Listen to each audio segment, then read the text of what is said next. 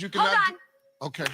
Holy Spirit, They better do it, Lord. Holy Spirit, You better get them, Lord. Holy Spirit, Before I get them, Lord. activate. Hey. Activate. Let's go. Holy Spirit, activate. Oh no. Holy Spirit, activate. Okay. Holy Spirit, activate. Okay. Activate. Hey, hey, Let's go. they say I ain't saved cause I cuss a little bit. But you're the only judge that I need and that's it. They always in my business cause they say I backslid. They read the Holy Bible but they ain't applying it. So Holy Spirit activate. If you do it right now, that would be great. I ain't trying to smack this chick in the face. Don't you see me down here trying to change my way. So Holy Spirit, you better do it, Lord. Holy Spirit, You better get them, Lord. Holy Spirit, Before I get them, Lord. activate. Hey, hey, hey.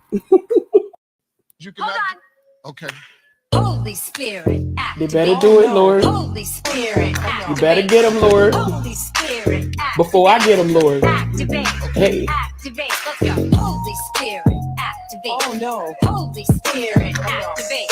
Okay. Holy Spirit, activate. Okay. Activate. Hey, hey, Let's go. they say I ain't saved cause I cuss a little bit. But you're the only judge that I need and that's it. They always in my business cause they say I backslid. They read the Holy Bible but they ain't applying it. So Holy Spirit activate. If you do it right now, that would be great. I ain't trying to smack this chick in the face. Don't you see me down here trying to change my way. So Holy Spirit, you better do it, Lord. Holy Spirit, You better get them, Lord. Holy Spirit, Before I get them, Lord. activate. Hey, hey, hey. You cannot. Okay. Holy Spirit, They activate. better do it, Lord. Holy Spirit, You better get them, Lord. Holy Spirit, Before I get them, Lord. activate. Hey. Activate. Let's go. Holy Spirit, activate. Oh no. Holy Spirit, activate. Okay. Holy Spirit, activate. Okay. Activate. Hey, hey, Let's go. they say I ain't saved cause I cuss a little bit. But you're the only judge that I need and that's it. They always in my business cause they say I backslid. They read the Holy Bible but they ain't applying it. So Holy Spirit activate. If you do it right now, that would be great. I ain't trying to smack this chick in the face. Don't you see me down here trying to change my way. So Holy Spirit, you better do it, Lord. Holy Spirit, You better get them, Lord. Holy Spirit, Before I get them, Lord. activate. Hey, hey, hey. You cannot. Okay. Holy Spirit, They activate. better do it, Lord. Holy Spirit, You better get them, Lord. Holy Spirit, Before I get them, Lord. activate. Hey. Activate. Let's go. Holy Spirit, activate. Oh no. Holy Spirit, activate. Okay. Holy Spirit, activate. Okay. Activate. Hey, hey, Let's go. they say I ain't saved cause I cuss a little bit. But you're the only judge that I need and that's it. They always in my business cause they say I backslid. They read the Holy Bible but they ain't applying it. So Holy Spirit activate. If you do it right now, that would be great. I ain't trying to smack this chick in the face. Don't you see me down here trying to change my way. So Holy Spirit, you better do it, Lord. Holy Spirit, You better get them, Lord. Holy Spirit, Before I get them, Lord. activate. Hey, hey, hey. You cannot. Okay. Holy Spirit, You better do it. Hello, hello, hello, hello, hello. Hello, everyone. Oh my goodness. I need to go get my coffee. Just thought about that. Oh, I think all of my kids are asleep too. So I can be like, hey, bring me my coffee quick. Oh, them are still sleeping. Hello, everyone. Happy Friday. Please hit the like. Please hit the like. Please hit the like. Okay. Please hit the like. Please hit the like. Please hit the like. Welcome back to my show, the Sean Debbie Show, my show. I hope y'all having a good Friday thus far. I'm still kind of tired a little bit. Just came back from the gym. I'm gonna go again because I didn't stay long enough. I don't know. I just feel like I didn't stay long enough. So I'm gonna go back. But my daughter has open house, so I have to take her to that. So I'll probably go after, and then we're gonna come back and do hot topics. Okay, we're gonna do hot topics over here on YouTube. And shout out to 784 for the super sticker. Thank you so much. And we're also gonna go on to coffee. I was gonna try to squeeze in the station hit, but I need to go over there and We need to go over there and talk. Shout out to Kia. Thank you so much for the super sticker. Look at y'all just rain down on the kid. Shout out to y'all. Shout out to Tetra. Yes, for the super sticker. Thank you so much, girl. My goodness, I love y'all. I deserve. Thank y'all. I really appreciate that. Y'all just came in, just making a raid down. On the kid. Thank you. I really appreciate that. So y'all. Y'all. Y'all. Oh, it is payday. I really ever go live on Fridays. I really like ever go live Friday. The gays. So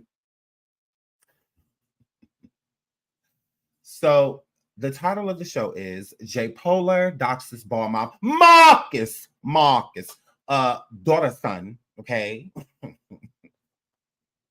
She doxes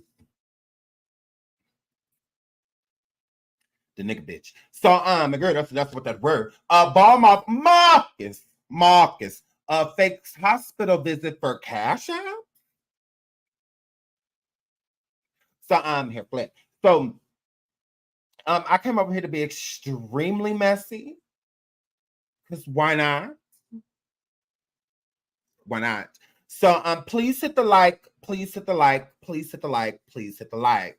So if you guys haven't been over on Coffee, we've been discussing over there about how Ballmouth Marcus, okay, J. Polar's dyke on the back. We've been over there discussing, girl, how in her relationship before my girl Naisha, before her relationship Trent set her, she dated another woman for 11 years. Okay, so it's something about the number 11. I don't know, she's a witch. So she dated her for 11 years, and her name was Missy. Okay, that was her nickname. Her real name was Melissa. Absolutely. And Melissa was a big old stud. Okay, she absolutely was. At that point in time, Ballmouth Marcus was a femme. Okay, yes, that nigga looking hoe was a femme. She absolutely was. Yes, orangutan titties. Yes, they did. Her, the one with her titties on her lap. Her, the one with no top. With no top. The one that don't have no teeth up here. Gays. Her. Okay. Send me the dentures. So my girl. So she was a femme, a big one. She's a big pig. Yep. You can be a big pig too. Who? Type of, poke the Pillsbury Doughboy, type of situation. Okay. Now a lot of y'all have stated that Ballmouth Marcus is pretty.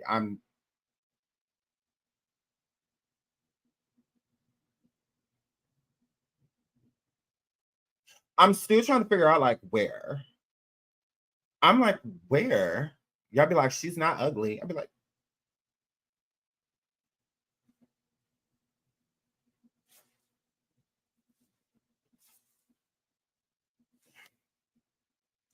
whatever. So, girl. So I'm just like, point. Can y'all show me where? Because I haven't seen it. I haven't seen the angle. I'm so used to that eye rolling over here to the side. I'm so used to that, over yonder, just on its own, like she has no idea type of situation, not like a deliberate look to the side. Her peripheral is a little different from my peripheral. Okay, so I'm just like, okay, and she was a femme. Okay, she used to wear like the hairstyles, and she was a femme. Okay, because her family was super religious, so they would not allow her to be a big old dyke. So at that point in time, she was a girl. Okay, because she was sleeping with men. Okay, she's always slept with men. Her live calling Naisha a fake lesbian. I'm like, then what are you? Not Naisha always said that she dated men. You basically turned her out. Yeah, absolutely, because you looked like a man. So her flat. So She never said, hey, I'm a full-on lesbian. She never said that. She with me already. Ooh, and you're mad. Dick. We're upset. We don't have one of those. So, yeah, she flew to peen.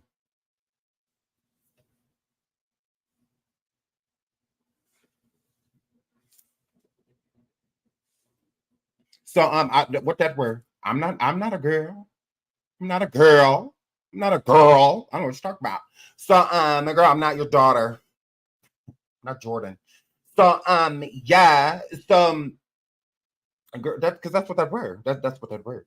So she called her a fake lesbian when you've been sleeping with men your whole life. Like, girl, cut it out. You still sleep with men. Like to this day. You sleep with men. You like a little every now and then. You absolutely do, girl. Cut it out. Gross. Lying is not becoming.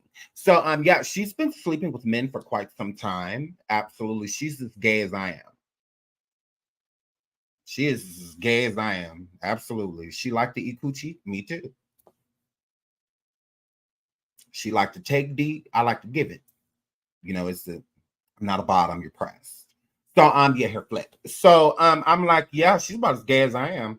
So yeah, that's what that word. That's what that word. That's what that word. So yeah, so she was a big old femme, you know, with her first relationship, Melissa. Shout out to Badass Woman, Miss Ernestine. She's like, I cannot do my homework. Thank you for the super sticker, sweetheart. So yeah. So she was a big old femme with her, right? So they were together for 11 years, but catch this. TJ, Marcus, okay? Her mama let her date Missy, and she was only 17. How old are you? 17. Okay. So she was 17 years old while Missy was 27.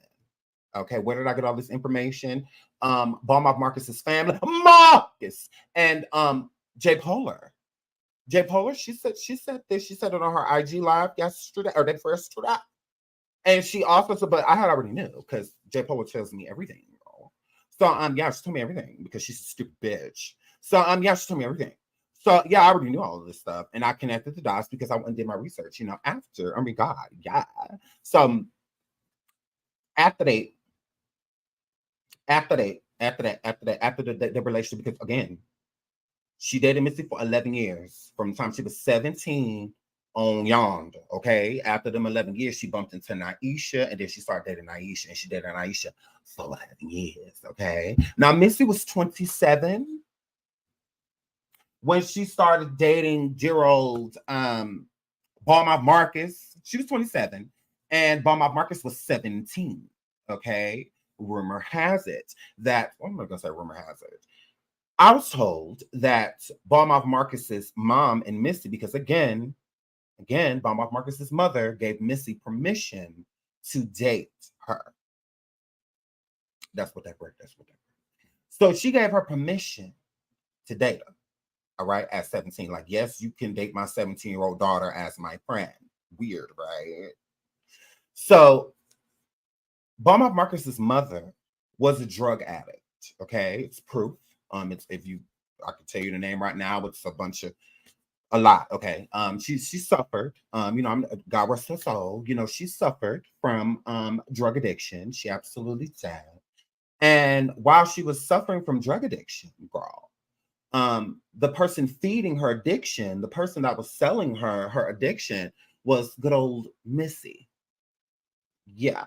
So Ballmouth Marcus's mother let her drug peddling friend, yeah, date her 17-year-old daughter. What in the R. Kelly is going on here? Ooh, girl. Ooh, girl. So I don't know if it was for payment or if it was just like whatever. But I mean it was what it was. Boom. After that, after Ballmouth Marcus, yeah, I'm telling you the truth. Absolutely. Ballmouth Marcus's mother suffered from drug addiction, and she had a friend named Missy. A friend named Missy that was a stud that peddled drugs.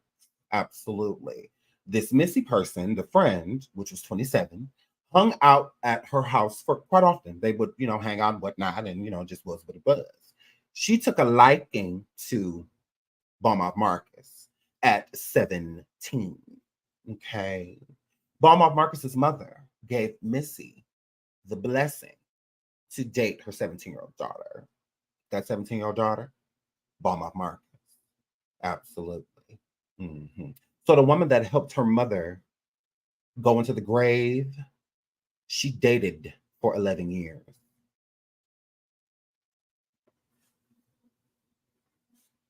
Baumhoff Marcus was fucking the stud Nino Brown. Absolutely.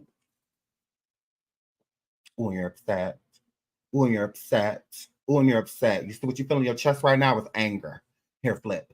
So yeah, so that's the truth. That is the truth. It absolutely is. I have 4 witnesses to this story, because I would never come forward with it if it wasn't true. It's true. It's absolutely true. That's how she met her. She met the woman she was in an 11-year relationship with. And Jay Polar has spoke of Missy multiple times, stating how Naisha allegedly took her from her, and whatnot. That's not true at all whatsoever. That isn't true at all. Here, flip. So the cheater in the relationship was Baumhoff Marcus, not Naisha. So yeah, as you can see. So and Jay Polo was just live talking about how many other times Baumhoff Marcus cheated on Naisha. So again, the cheater in the relationship, girl, was Baumhoff Marcus. It was not Naisha. So moving on from that, and getting into when Baumhoff Marcus, another thing we discussed on Coffee and Station Head, when Baumhoff Marcus left Missy, she vowed after that to be, in control of the next relationship. She wanted to be the dom in the relationship, and she wanted her next partner to be submissive, he and Naisha. So when Naisha comes into the picture, Naisha meets her as a stud, meaning that Baumhoff Marcus took Missy whole swag. The whole person Missy was, because Baumhoff Marcus was kept while she was with Missy. While she was a femme in a relationship with Missy, she was kept. She was a drug dealer. Yeah. So I'm here, flip. So she was a drug dealer. And let's not forget that at that time, Baumhoff Marcus had already had a 2-year-old kid, Ken Jordan. Am I lying, Marcus? Yeah, you had a 2-year-old when you got with Missy, right? Because you had Jordan at 15.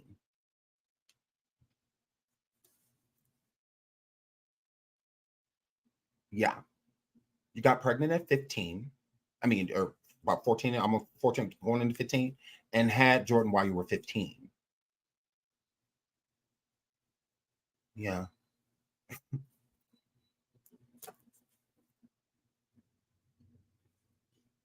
So yeah, here, flip. So you had already had, or was it pregnant at 15? Yeah, you had a baby. Yeah, you had a 2-year-old already. So you already had a kid when you got with Missy. That's why you didn't mind being with her, because she took care of your kid. Mm-hmm. She financially took care of Jordan, because Jordan's father wasn't there like yours. Yeah, because Baumhoff Marcus make it seem that she was so close to her father when her mom was the jump off. No disrespect. God rest her soul. But yeah, your mom was a whole jump off. Your mom had a baby with your father, and your father had already been in a whole other relationship with other kids. That's where your siblings come from. You made it look like all your siblings came from mommy and daddy, and they were together. They want.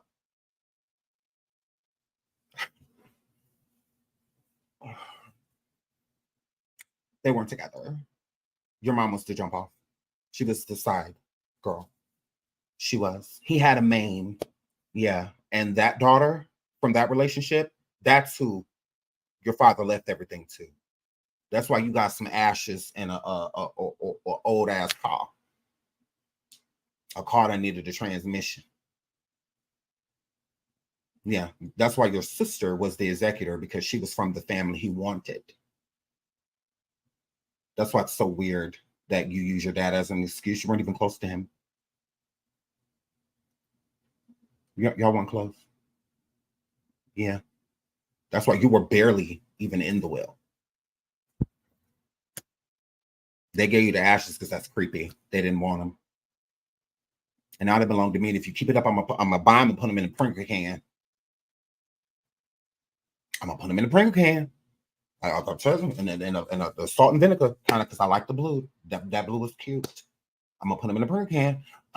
So Daphne says, so she's not the pimp that she thinks she is. She was just being pimped out. Correct. And that's also been rumored. I don't have any proof of her being pimped out, but it did sound like she was for a while. It absolutely, but I don't have proof of that. So, but yeah, her whole stilo, she gets that from Missy, because she met Missy. Oh my God, she met Missy, a girl. Mm-hmm. Hey, Daddy. That's how she met her. Mm-hmm. With real teeth. Mm-hmm. Absolutely. Because how them teeth came out is the reason she was dating Missy. That's where the addiction started. That's where the addiction started. Hold on. I come with a good receipt. I come with a good receipt. This is how she's able to relapse. This is how she's able to relapse. Hold on. I come with a receipt. Bro, this is how she was able to relapse. Like, relapse. And y'all have heard me say that, and I always skip over it. I don't really go into detail. I can. Not a problem. It's not a problem, Bum off Marcus Girl. It's not a problem, girl. And I got so many. I'll pull it up right now. All right, it's a number right. Oh, this one I can stop. It's a number right. When I talked to your brother Marcus, because you swore you didn't know who he was. I said, oh, well, let me give you a refresher, since you don't know your own family. Okay, girl. You didn't know your brother? Okay, well, I do. You don't know your brother? Okay.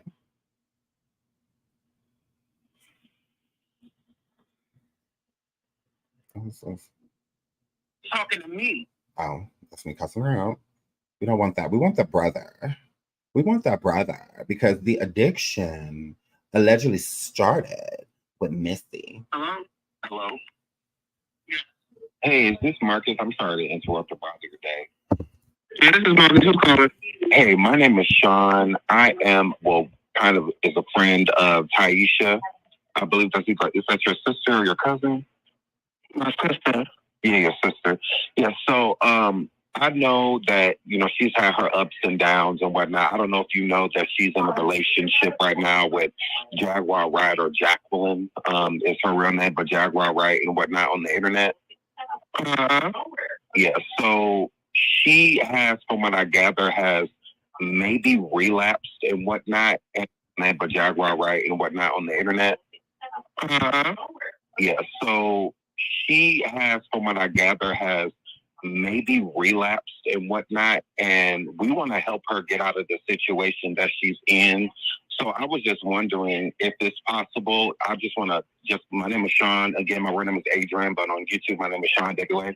And I was real cool with your sister. We got along great and whatnot. But I just feel like it's a lot of stuff going on over there with her, and we want to get her out of that situation. And we're not asking for y'all to help or anything, because I know you got your own life, you got your own stuff going on. But if possible, if she needed to come and stay with you for a little bit, is that possible? That's something we can talk about. She gave you my number, or? Yes. Where is she right now? He is in Texas, Dallas, Texas, staying in a Hilton hotel with Jaguar. And she's figure out the situation with Jaguar? She goes back and forth. Like, one day she wants to get out of the situation, and then the next day, Jaguar kind of manipulates her and tries to, get her to stay. She's been going. Girl, stop playing with me. Why your brother ain't said what you mean by relapse? What you know about eggs? Girl, why folk come your brother ain't stopped me in my tracks, girl? Why he ain't stopped me, girl? Why he ain't say relapse? What you be? What's that? He know what that means. He's educated. He is educated. You know he educated. You the only one ain't. So girl, why your brother ain't stop? Why folk come? He ain't stopped me in my tracks, girl. Ooh, you're mad. Like, girl, don't make allow you. The drug habit allegedly started when you were dating Missy. After you broke up with Missy, you took her whole swag and became a stud, all of that, because again, Missy likes femmes. She didn't like studs. So you wouldn't have been able to be no stud in a relationship with Missy. Because that ain't how she get down. That ain't how she get down. So a girl. She didn't get down like that. She liked femmes like that. That's just what she was into. So, and that's what you were at the time. You were a femme. So leaving that relationship, you took Missy whole swag, girl, and became her. How she treated you was how you tried to treat other people. Remember how you were with Missy, bomb off Marcus, and you were kept? What happened with you and Aisha? Ain't that what y'all swore up and down when y'all first started, you know, this whole thing? Oh, she's kept, she's kept, she's kept. You tried to do the same thing. Like, girl, you don't have any identity. You're basic. Like, girl, you literally asked me, hey, Sean, can you teach me how to roast? What? Bitch, this ain't the Dougie. Girl, this key? Girl, ye is a building, girl. 6'4" of greatness. Like, girl, teach you how to roast. Girl, this is not the Cupid Shuffle. Girl, this is not the percolator. I can teach you this, girl. You either got it or you don't. Just like you either gay or you ain't. Yeah, it's that simple. Like, so yeah. So moving along from that, let's get into another thing that happened while she was dating Missy. So while she was dating Missy, she was sending her child to school. Jordan, who J. Polar has just doxed as of recently. She had not been sending Jordan to school. All for 100 pennies, absolutely. All for 100 pennies.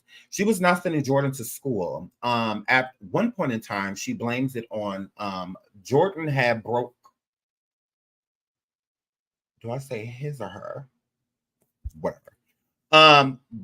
Broke her leg, and she didn't send her to school. That's her excuse. My kid would have been in there on crutches, a wheelchair. However, we got to get them to get going. So you get up out of here. You ain't in no body cash. You can move around. You can move around. You can get up. You get the hell up out of here. It's that simple. They give you a pass to leave class a little 10, 15 minutes early so you can get to your next class for the rush hour in the hallway. You're getting up out of here. So, yeah, girl, hair flip. Girl, why does this make you sad? Why does it make you sad? Now, I understand this will make a person sad. Shout out to Simply Vel for the super sticker. Thank you so much. I understand this making a person sad, especially the things that went on with her when she was younger. Bomb off Marcus, like how her mom allegedly let her date a friend, and you know all of that. Her mom was, you know, drugs and stuff like that. Daddy wasn't there. I never knew my father. You know, like I understand that would be sad if she was like just telling like her life story, you know, or something like that. To come out here on YouTube and volunteer your children as tribute, volunteer a person that you have been in a relationship with for 11 years as tribute, and volunteer even yourself as tribute, all for a homeless bitch. It's pathetic. It's pathetic.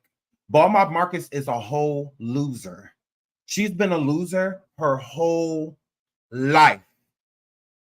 So regardless of the things you go through, I have been molested, literally, by multiple people coming up.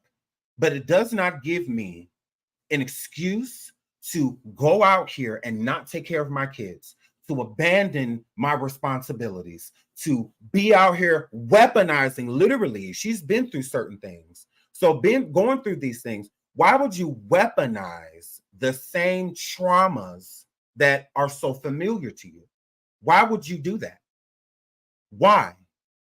She said that Naisha's eldest son did horrific things to both daughters in the home. One daughter is Naisha's biological daughter, and then the other young lady in the house is baby girl, whom Balmaud Marcus adopted. Baby girl is Balmaud Marcus's responsibility, not Naisha's. But Naisha is still clothing her, feeding her, got her in school, all of that. And she don't have to do any of those things.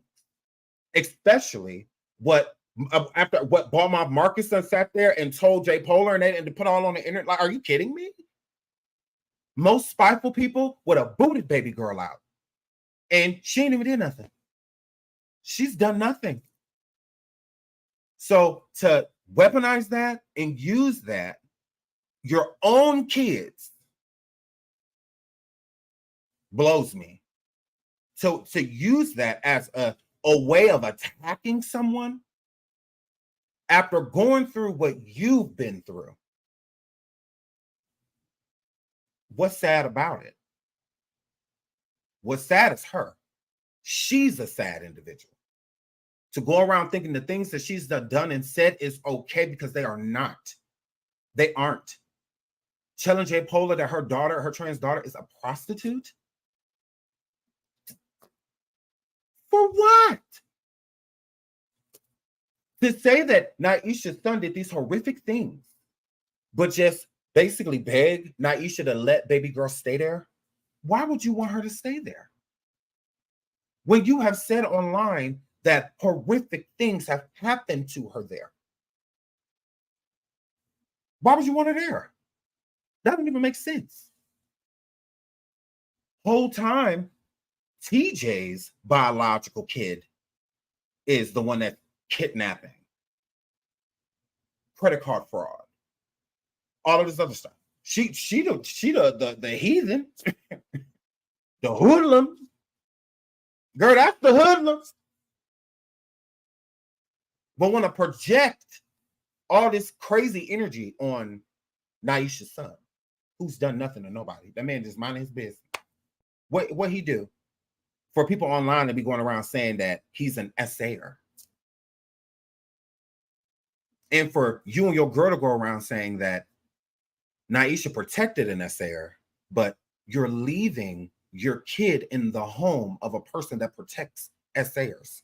And allegedly the same person already essayed your kid. The same one you are begging to stay there. Make that make sense. What she did to those kids is unfathomable. I could not imagine. Like, I've seen people be desperate, but damn. You're so desperate that you will involve your own children. You will throw your own kids literally under the bus. Most parents would jump in a bus for their kid, in front of a bus for their kid. You literally pushing your kids under the bus, literally. Why would you want them to be acknowledged that way? Why would you want them to be acknowledged if one of them ever came out and said, hey, I'm Bob Marcus's kid? They'd be like, oh, you don't want to get that saved?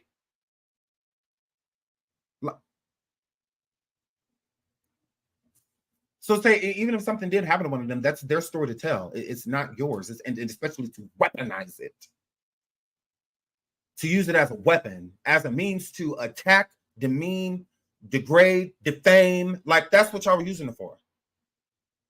Because y'all could have been said something while Naisha was silent, while she didn't have a channel and wasn't saying anything. They said nothing of the sort. Nothing of the sort. Nothing. They calling the girl antagonizer, recording her, all of that stuff. That never came up, not one time. Then she starts a channel. The night it's announced that she's going to be starting her channel, all of a sudden she's harboring an essayer. What? What? When this happened? But we're supposed to just roll with it. We're supposed to just believe two liars. That's crazy to me. And then they try to make it seem like it didn't even happen, because the only time they discuss it is when they're responding. I thought this happened so tough. Why are they not discussing why baby girl is still there? Why isn't she gone? They said that baby girl was going to Philadelphia to stay with her family. Why is she still there? I thought she was in so much danger. Is she not in danger anymore?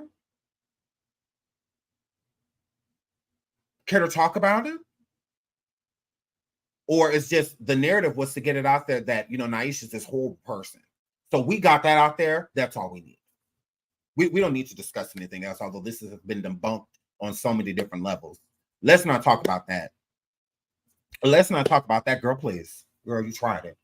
So yeah, that's the sad part. To literally weaponize people's, and then to add children into it, minors into it. That's crazy to me. That blows me. That's why I said I will never have any respect for Bomb Off Marcus, ever. People going around showing her trans daughter Jordan's Bree's picture and all of that stuff, bringing up her record, all of that. None of that should be happening. And for you to sit around and think that that is okay, it's disgusting. It's disgusting that you think that that is okay. That speaks on you. That does not speak on J. Polar. It does not speak on her. She's only going by what she is being told. Literally. So this is on Bomb Off Marcus. It's not on J. Polar. Because J. Polar can't say what you don't give. She can only say what you gave. That's it. So she's not sitting over there making up things. You are.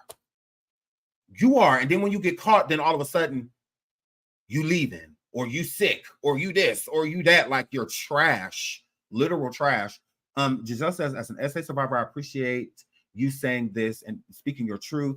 Bipolar and Bomb Off Marcus are both trash for weaponizing trauma for content. It's disgusting. It's disgusting. And you knew that this didn't happen. You knew it. It wasn't like it was a cast of doubt in their mind, or it may have. No, it never happened.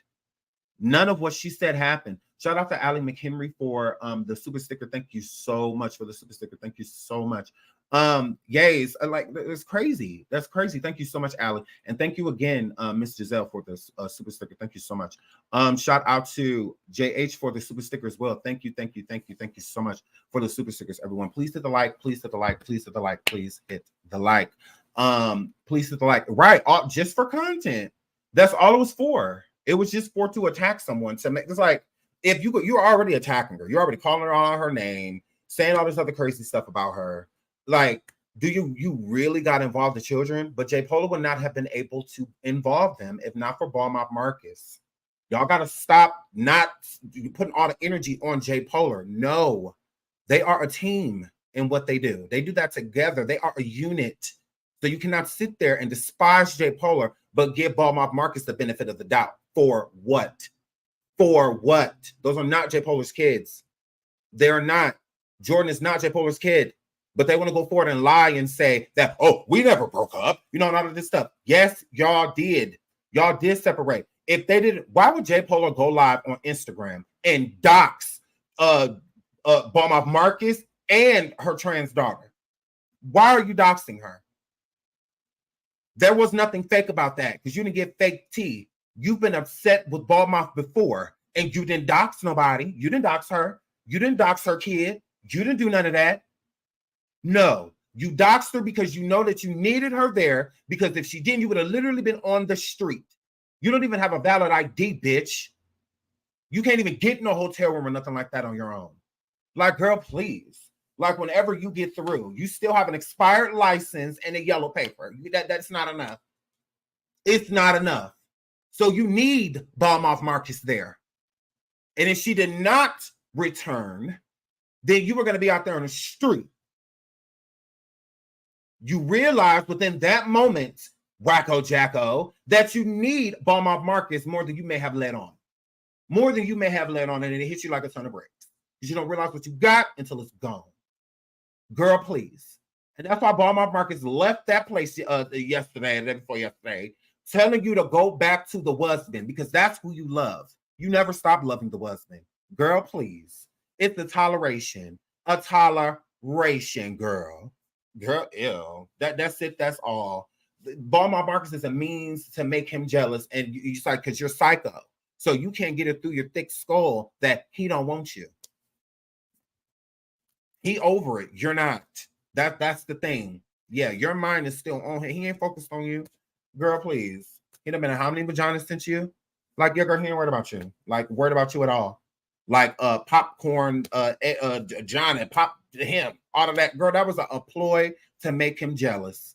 That's why you had unprotected sex with that a random younger male in that parking lot. In that parking lot. Girl, please. Like, at that bar that you had met him just that night. And then you try to use him to be your Johnny Popcorn. And he wasn't down with being on media, on social media. He wasn't down with it at all. So then you have to look yonder. You have to look elsewhere. And then that didn't work. So then what did you do, J. Polo? Your next Johnny Popcorn was the person that she was in the basically the insane asylum with.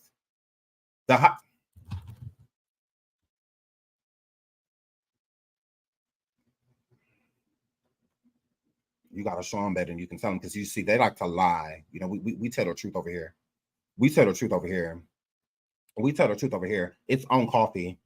It's on coffee. She slept with this random black dude in the parking lot of a bar right after her and the husband broke up. Right, right after they got evicted. Pretty much like was the start of the eviction before they got like the boot. And she slept with this random man, and that's here on YouTube. I believe it's members only, but that's here on YouTube. She tells that she slept with the dude in the back of the car, you know, but she says that on it's on audio here on YouTube. But this is on coffee. That guy didn't work out because that was supposed to be her Johnny Popcorn. So she was just sleeping with random people, you know, until basically somebody agreed to come on camera. So she couldn't, that Johnny Popcorn didn't work. So she moved on to a person that she met at the Dallas mental ward that was just getting out. That was just getting out of the Dallas mental ward, and she was requesting him, what she had paid for him to come to where she was at. So I had to intervene. I had to intervene because she was about to bring some random man that was just getting out of the basically psych ward around. He was going to be her driver, you know, and all of that stuff. That's what that was. That's what that was. He was going to be her driver, and like the husband, take the husband's place, you know, being the, you know, the driver, and all of that. And his name was Casey. Okay, now let's get into that. What's up? Welcome back to your boy, the Sean W. Show over here on Coffee. This is very new to me and you. Shut up, Sean. Earlier, and she said earlier today, and she stated how she was going to pick up a man named Casey. This man is allegedly an alcoholic, and she met him inside of the Parkland psych ward. Today, she's stating that she's going to pick him up, and from now on, he is going to be her driver. So, is this Johnny Popcorn? Who knows? So nobody gonna allow you? Phone call of Jaguar stating just sleeping with random people, invite anybody around her. That she only this is the phone call. Listen. He's allegedly hired as a driver and going to stay with her and the family. So let me know your thoughts on this video in the comments below. Hello? Apparently, I can't call my son. I don't know why. I tried to call on three-way, but he just called you guys. Apparently. You about to go get this Casey person.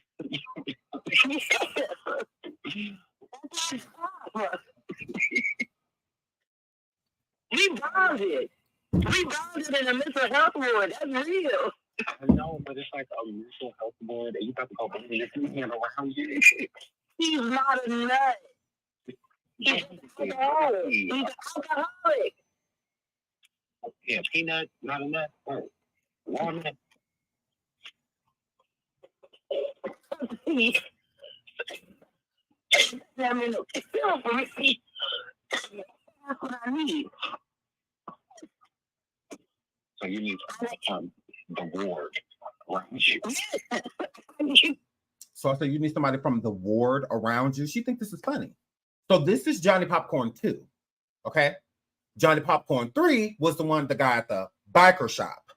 So she was literally, and she was sleeping with all these people. She slept with the Johnny Popcorn dude. And then this Casey dude. With no children. He has absolutely nothing to lose and good with a shotgun. You fucking right. He must come away with y'all or not. Yeah, you know, just for a little while so I get into up. And they were staying at the hotel at this point in time. Right here, they were evicted. They were put out. Okay. At this point in time, everybody was looking for them. DJ Peter Griffin and all of them was looking for her to arrest her at this point in time. So right now she's in the Penske truck and whatnot with Sam Jr. and Mama Francis. And she was inviting this alcoholic nut basically, from the ward to come and live with them. And he was going to be her driver. I said, oh no, we got to get Mama Francis and Sam up out of there. I'm like, oh no, girl. So that's why when she got arrested, like a day or two later, like 2 days later, a day or so later, when she got arrested, oh, I got them out of there immediately. I'm like, yeah, they gotta go. Yeah, we gotta get them because what she was just on, oh my goodness. Put up in no time. He gets money from the reservation. He get a check. Again, using people for money. So he told her, because he's a Native American, and he told her that he get a check from the reservation, and she was very intrigued.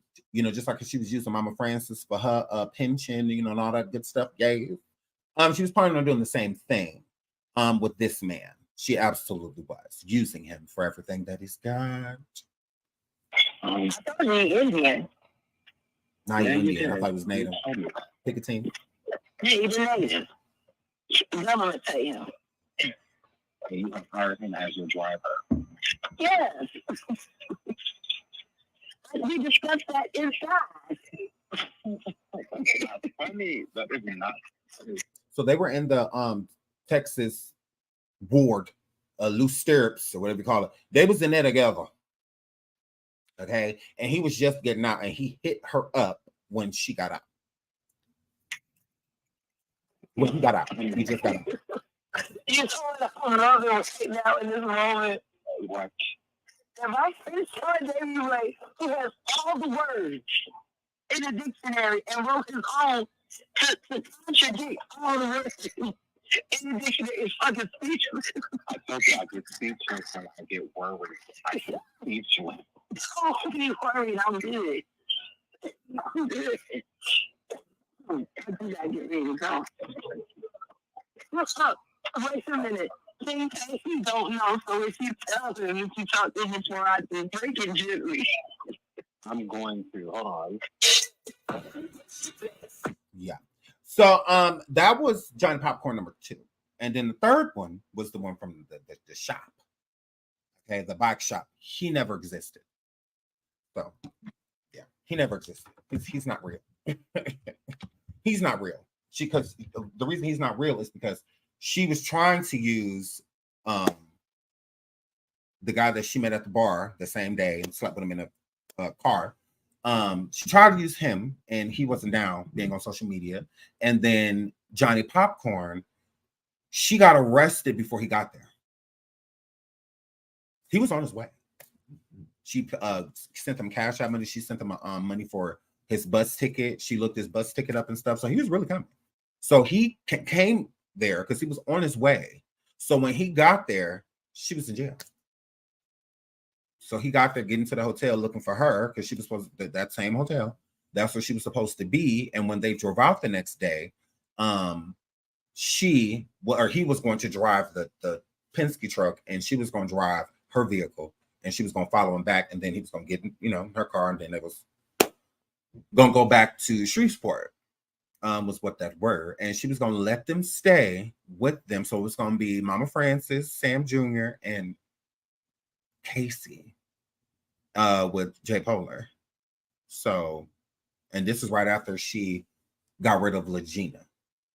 So, because she got rid of Legina right before this, like a week, before like a week or two, it was like a week, a few days to a week, something like that. When she had just got rid of Legina. So yeah, so she was just going around sleeping with random people. So all Bob Marcus is Casey. Like, girl, you're just Casey reinvented. The driver, the person that put everything in their name, the person that do everything, that she says, just like the Westman. He was the same thing. You were just her nurse. You're just her CNA. Her home health aide, if you will. So let's get into the docs. So J. Polar, while in their fake breakup, doxed Balmoff Marcus's daughter, trans daughter Bree, whose given name is Jordan. Jordan's pictures are flying around everywhere. There's a bunch of content creators pulling up articles and stuff of her prior arrest and things in that nature. Again, no one has to lie. I told y'all that I was told that Baumhoff Marcus's trans daughter was not only allegedly a prostitute, not allegedly only a drug addict, but also was stealing hot cards, stealing credit cards and credit card numbers from her alleged Johns, from the prostitution. And that is how a few of their hotel rooms were paid for, and among other things. Okay. Now, I could never like knowingly know that my kid was using fraudulent anything to do anything for me. I hope there never comes a day to where I have to call my kid and ask them for a damn thing besides their time. I would be utterly embarrassed if I had to ask my kid for a damn thing. That would just be embarrassing to me. Meaning like, wow. I mean, unless like I'm in debt because of them and they ran into some money, I'm like, oh no, that'd be about the only way. But like, other than that, like I went to debt putting you through Harvard or Yale or something like that.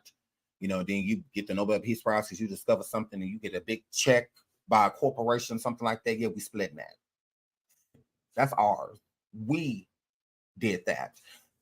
So, but like, other than that, like, no, I don't know.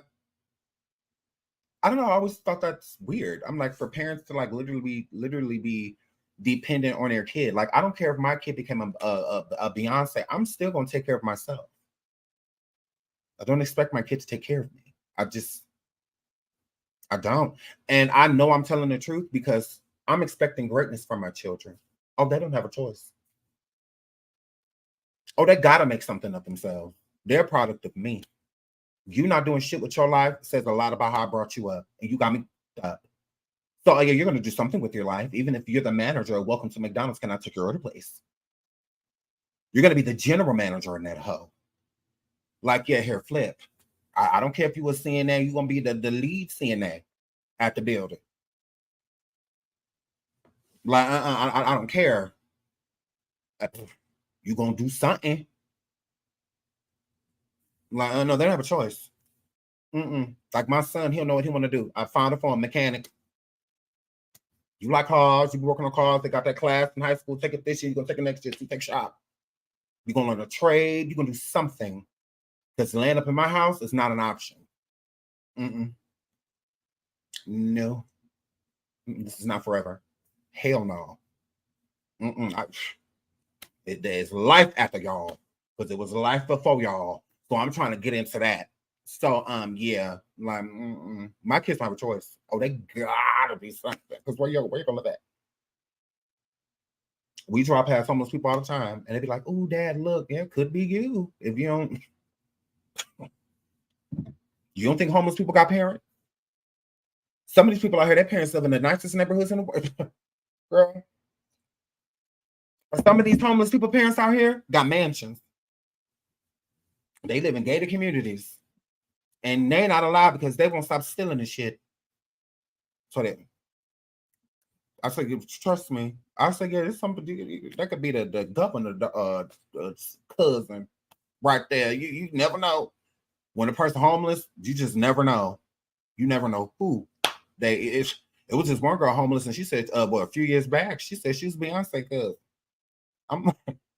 And she proved it. I thought, oh my God, girl, you know what's not Beyonce's responsibility to take care of you, right? Send her a text or something, and you try to get hold of it, like hey, cuz, you got a rent deposit or something you can help me with, like, but girl. So yeah, I wouldn't expect that. I would keep working. I would keep doing everything I'm doing. I sure will. Because their money ain't my money. And who knows what my kid gonna do well with their money, because it's gonna belong to them. So if I live off them and they crumble, then I would at least like to be their fallback plan. Like that, I did to try this, it didn't work. I'm broke. Well, come on home, baby. Come on home. You know, I would rather that than we're poor because I'm dependent on you. Like, yeah, no. I'll pass. So to be on live talking about telling your kid to send you cash apps and to hit the cash app, and I'm like, your own kid.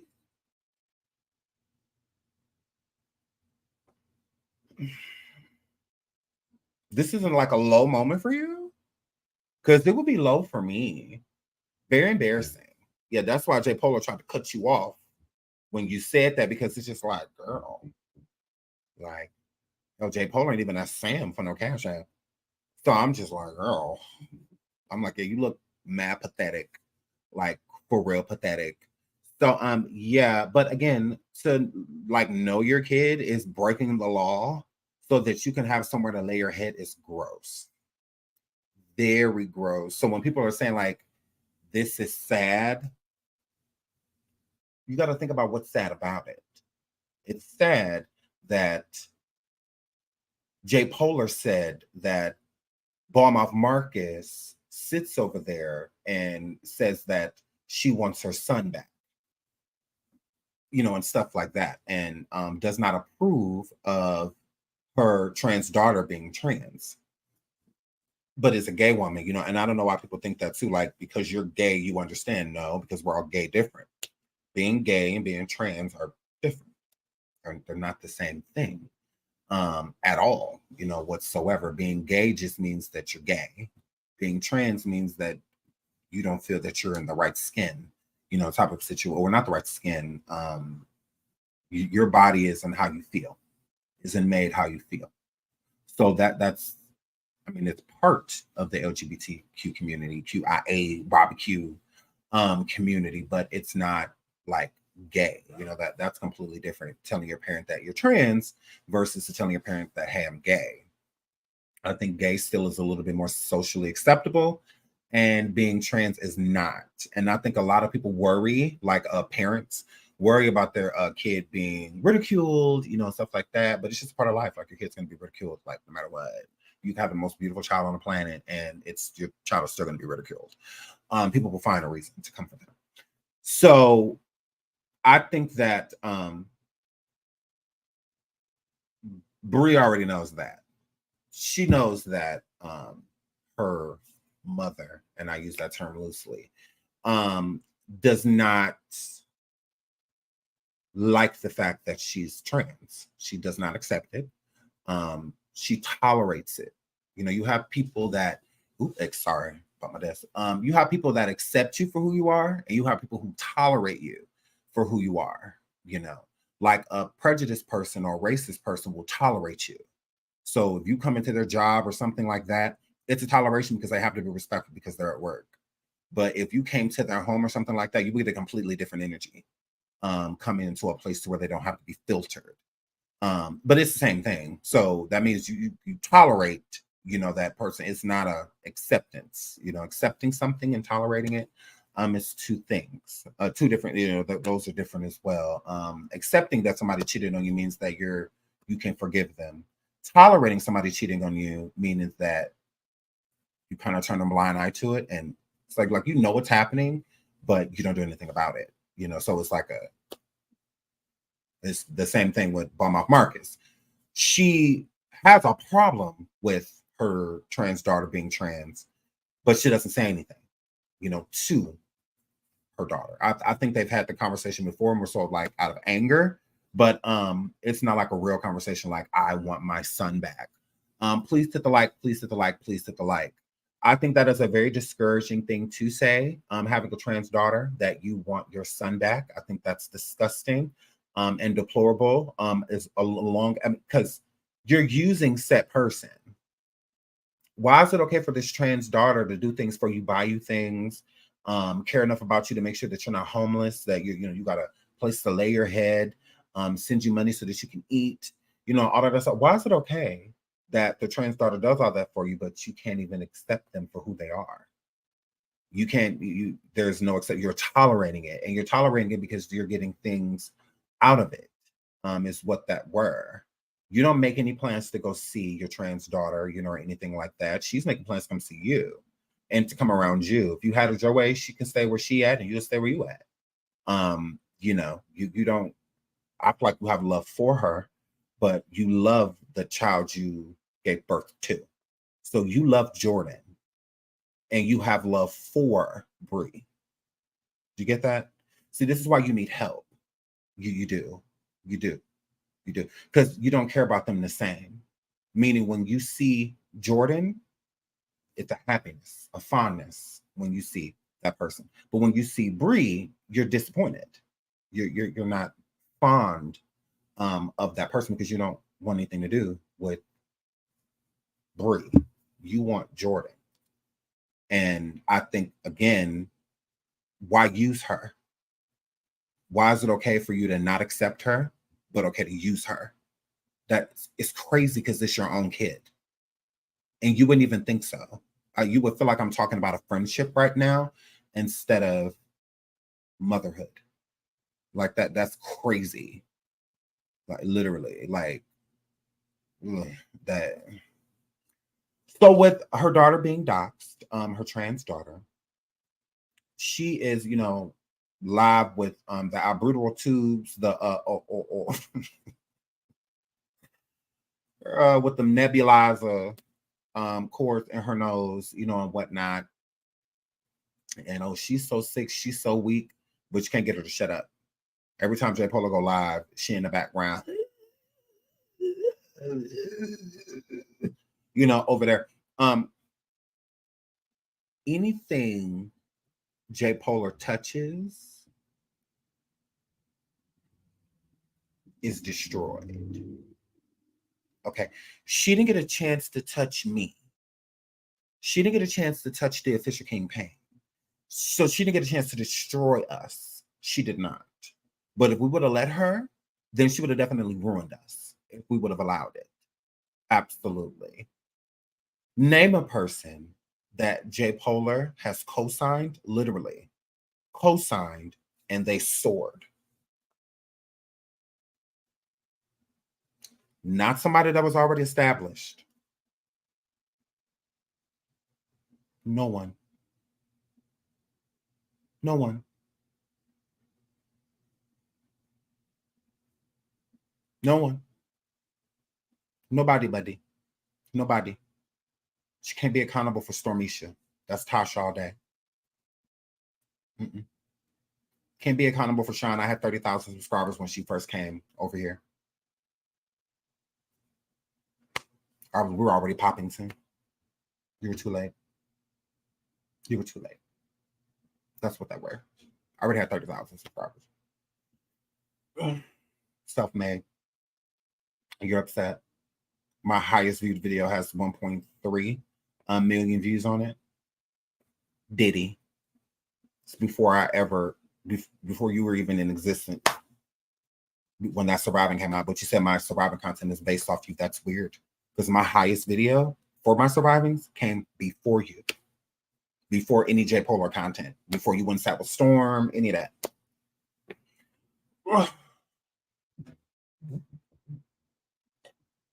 That video alone blew me up.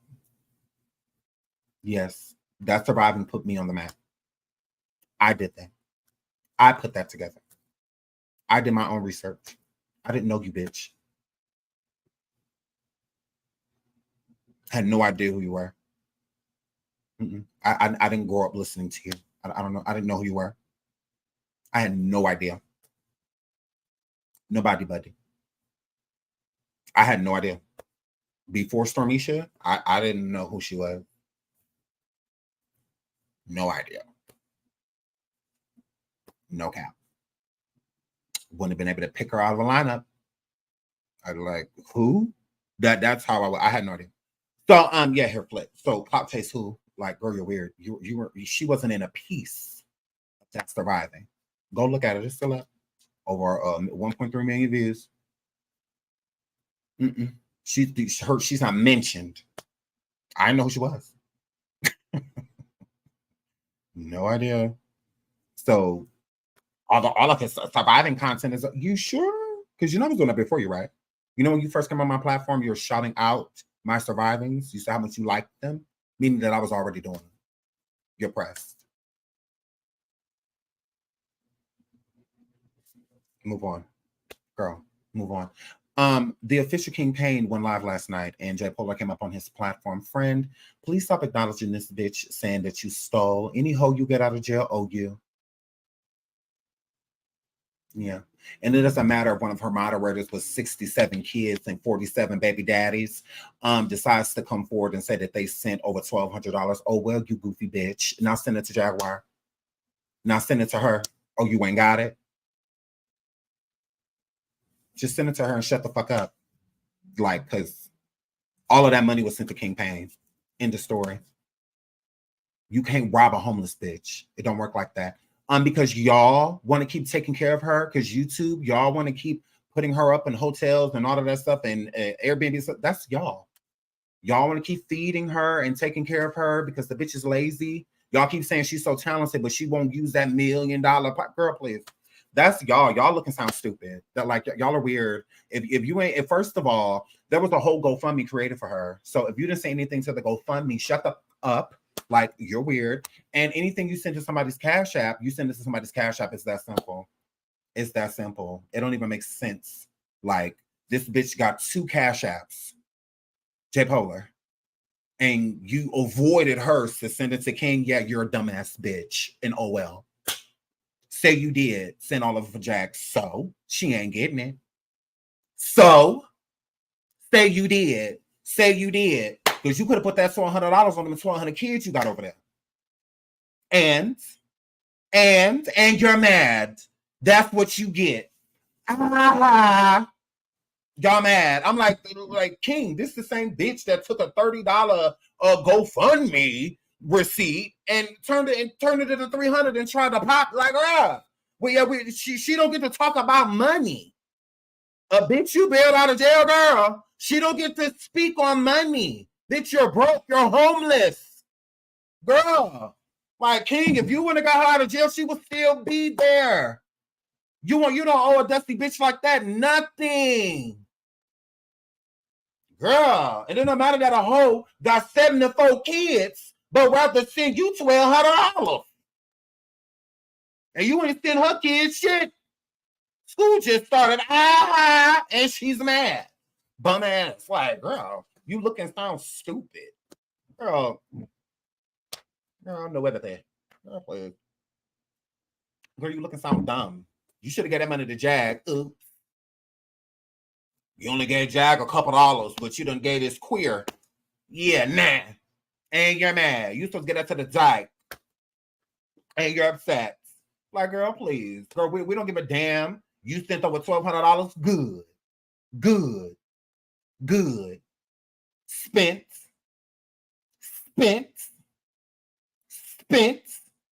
Go get one of them 42 baby daddies to check us. And you're mad. Spent. You won't get $1 back. And you're upset.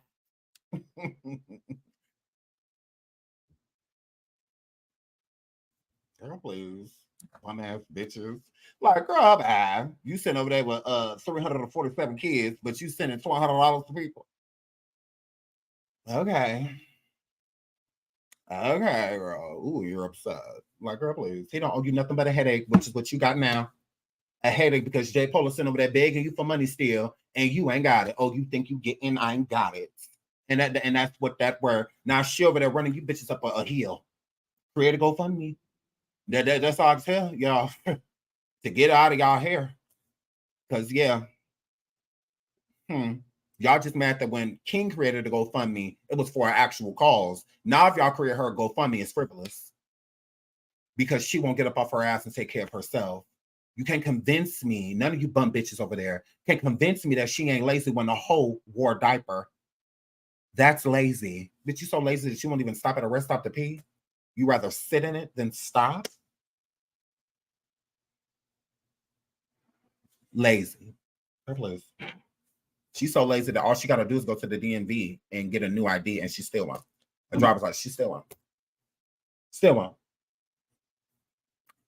Y'all done sent her $umpteen, and her license is still expired. All she got to do is go renew it. $20, $30 later. $25, $30 later. She wouldn't do that. Why? Because she has to do it. But let a hoe need to file a police report on somebody. Let her need some clout. All of a sudden, you know. So yeah, that's y'all. Because as far as I'm concerned, YouTube, y'all take care of her. Keep taking care of her. Girl, I ain't got no problem with that. Because it's chicken scratch. It's chicken scratch. Literally. Because y'all be trying to push it that people like myself and King Payne and whatnot, that we literally live off Cash Apps. No, we do not. King Payne works in real life. He's a barber. He has a style. All of that still goes on. Why? No. He's an entrepreneur. He's smart, is what he is. And he runs multiple platforms. The Receipt Book, Twitch. Girl, he's doing multiple things. He has his own branding, his own website, selling products. He's doing all type of things. Like, what are you talking about? Like,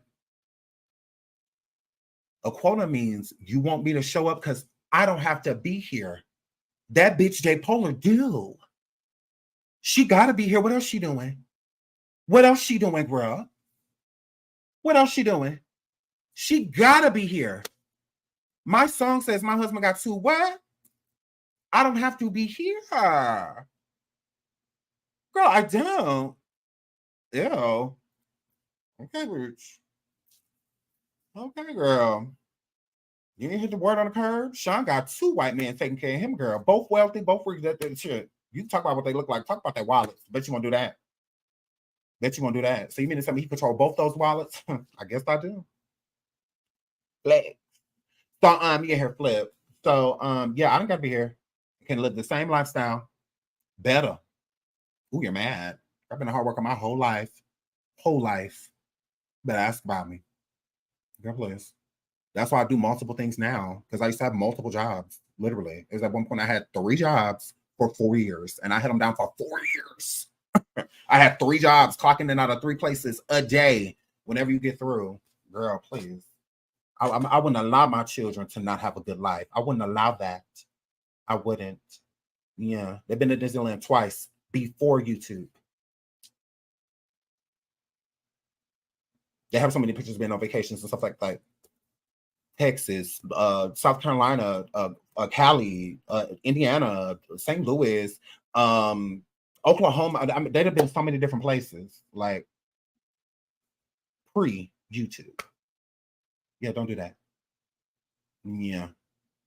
I've always been a go-getter. That's why I run multiple platforms. I believe in earning my keep. I get paid to be on YouTube, so I don't have to beg for anything. I get paid to be on Station Head. I don't have to beg for anything. I get paid to be on Coffee. I don't have to beg for anything. Yeah, I'm an entrepreneur. I'm going to earn my keep.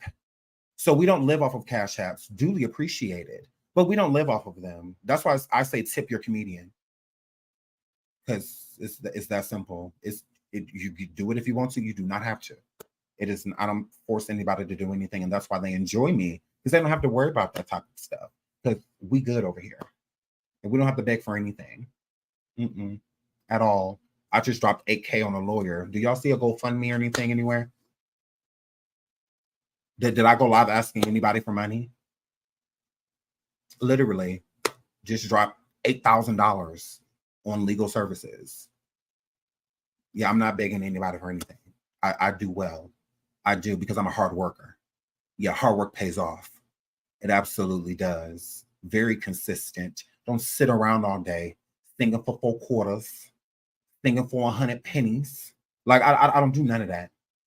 I don't go live with all of these outlandish lies about all of these funding that I need, because I need to do this and I need to do that and I need to do that. I could, but for what? Because I would actually get the support. I would get it. Oh yeah, and I wouldn't have to beg. I wouldn't have to beg. J Polo, you already knew if I would have started to GoFundMe for you for $4,000, it would have been met the same day. That's why I did nothing to assist. Not a damn thing. Because you were at where you were supposed to be as far as I was concerned. And you knew I felt that way. So you knew I did. You want to know how you did? Because remember when you asked who were bailing you out, I said not me. Remember when you asked who's gonna put the money on the bail? I said not me. I could have did all the above. I never told you I was bailing you out of jail. Didn't. I never said I was going to put the money down for you to get out of jail. I got my money right back immediately. Following Tuesday. If that wasn't happening, you wasn't getting out. No, now if King needed to borrow some money, I would have just borrowed it to him. That's fine. But for you, I need it back immediately. Fuck her. I need it back immediately. So yeah, that's just what that were. Because that was him being your friend. You're not a friend. You think I put all that time and work getting your mom away from you, getting your son away from you, for you to just regain those things back immediately? I needed time. So when King decided to get you out, when he asked to borrow the other $1,000, I was like, okay, cool, because mission was completed. Your mom's name was off of all of your accounts, all of that stuff. It was we were good. I'm like, okay, she can get out now.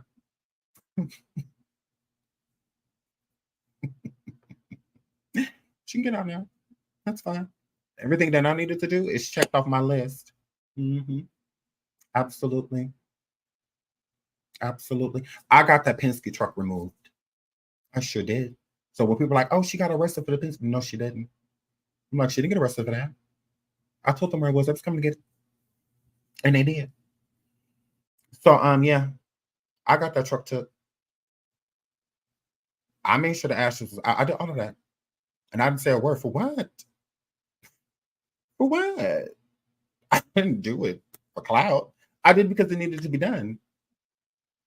I did it because it needed to be done. Because I wanted Giovanni to truly rest in peace. He was not going to rest in peace for her.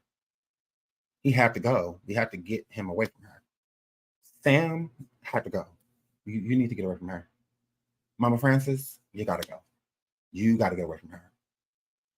They all needed to leave. Now Sam has peace. Mama Francis has peace. And so does Giovanni. He's with the people that raised him.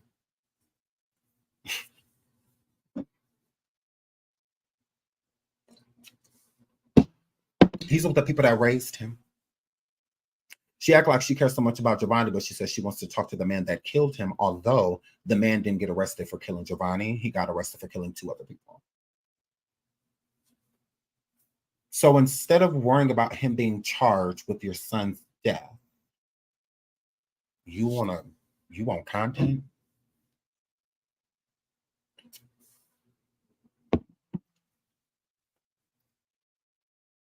So instead of worrying about him being charged with Giovanni's passing, you want to interview him?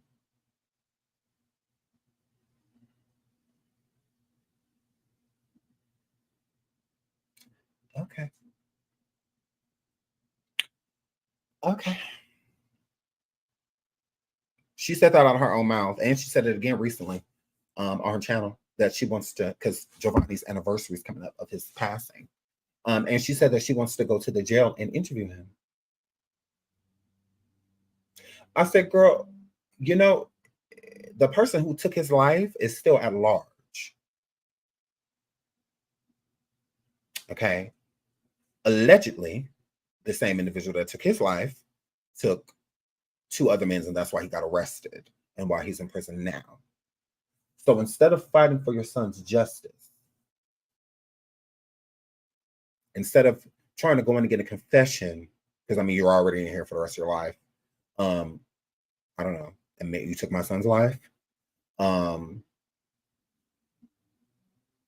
instead, she wants content. She wants to interview him. About what?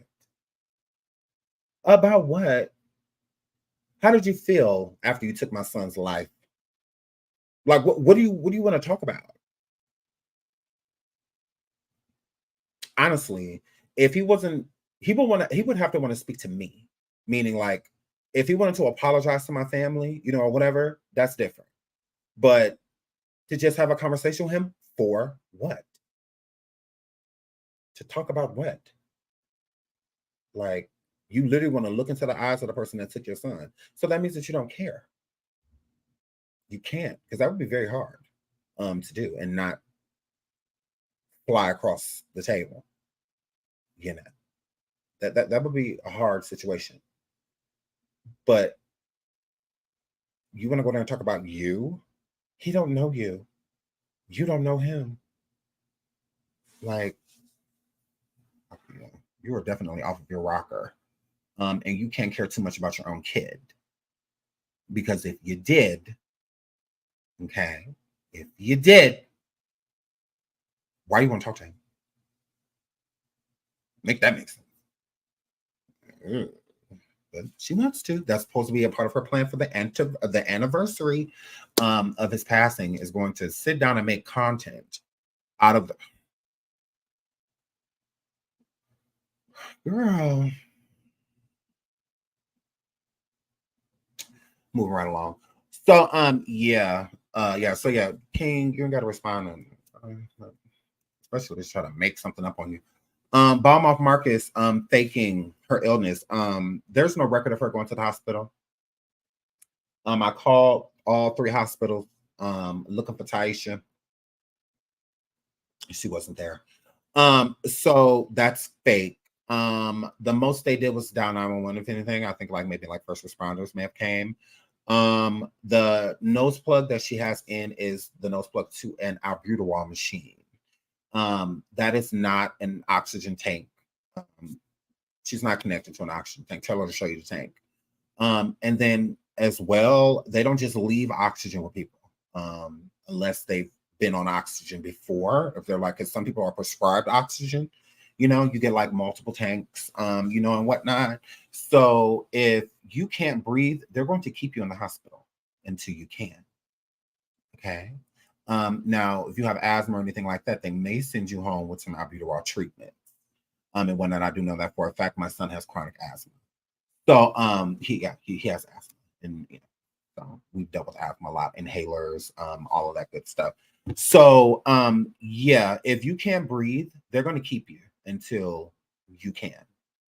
And if you're to that point, they may sedate you, and whatnot, so that you can relax, because sometimes it could just be a panic attack, or something like that. So in order to regulate breathing, it's more of a mental thing than you can't breathe. It's you can breathe. It's just you're panicking. So with panicking, a lot of people with anxiety have had panic attacks, and stuff like that, where it feels like you can't breathe. Did any of y'all get an oxygen tank?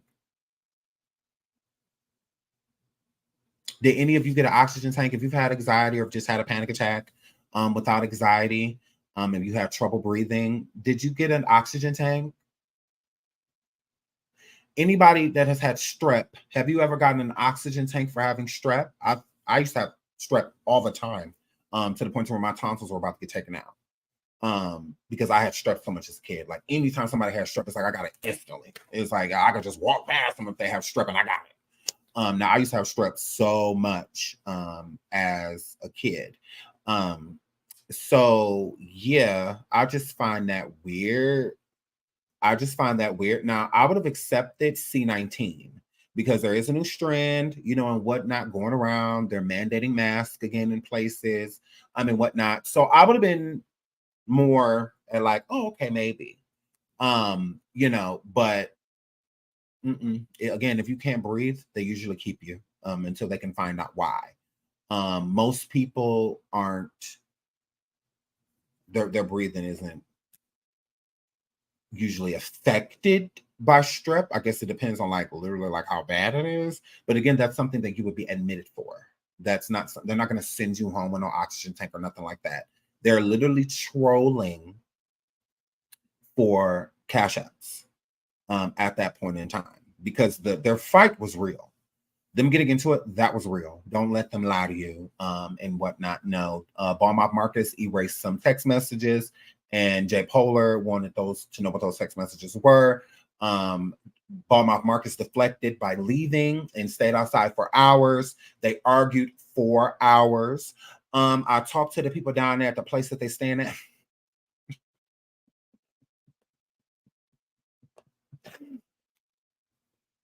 So I talked to the place where they stand at, and I called and complained and said that they had been hooping and hollering and that they have been arguing. Yes, I'm trying to get them put out. Oh well, because I'm telling the truth.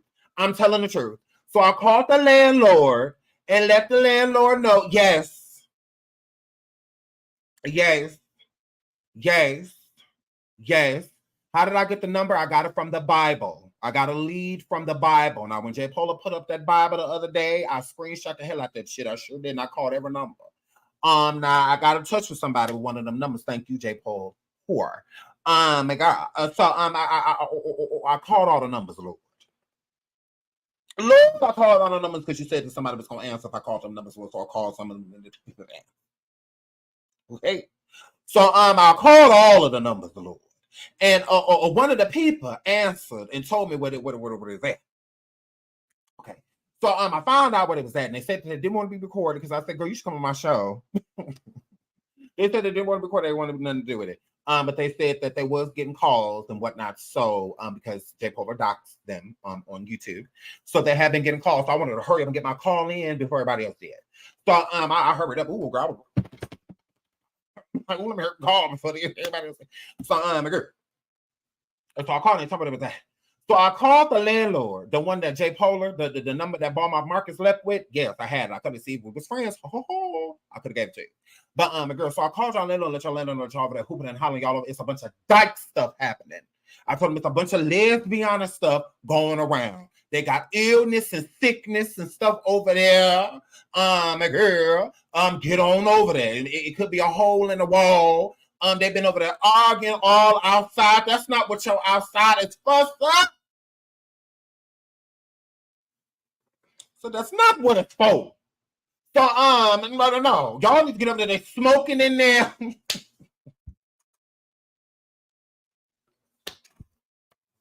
But is the unit non-smoking? What is smoking? Everything. Everything. Up in there. That's what they were. That's what they were. It's fake teardrops and stuff all on y'all furniture. And all of that. They got the TV go. It's loud. They done put it past 80, and it ain't supposed to be that loud. It ain't supposed to go past 60. What's going past 60? So she had the TV over there on 80 as loud as it goes. She gonna mess up them speakers. Okay? So I said, y'all need to get on over there, down over on yonder. Now they done made y'all a place. It's gonna get swatted. This look, she was at this place. Say, look, it go Tawana number. Call Tawana. Call Tawana. Her house got swatted. She had the police over there. Okay. Now they just called the ambulance over there. I gotta call them and tell them that too. So now they done called the ambulance over there. I was trying to tell him the day before yesterday, you gotta get this bitch up out your plate. She got to go. She got to go. Put her out for me. Please. Okay. Go in there and tell that Adrian, say, get the fuck out of here. So agree. So I said, now they over there smoking and all of that. I said, it's on camera, sir. Because he said they smoking and I said, yes. Yeah, rollies at that. Bitch can't even afford no marbles. She ain't smoking on the floor. She's smoking rollies at that, so it's more ash. Because she making them. And sometimes she'll get all the tobacco in there. So now it's ash all over your place. Your place might as well be in where the forest fires are in California, a mile away. Nah, you got insurance because you're going to need it with her. Okay? I said, now you need to get over there and pull the comforter back because it could be menstrual all over the place. Did you go over there and check for menstrual? Have y'all cleaned that room? Because she leave menstrual places. So, gays. So, and she done been there long enough to have menstrual.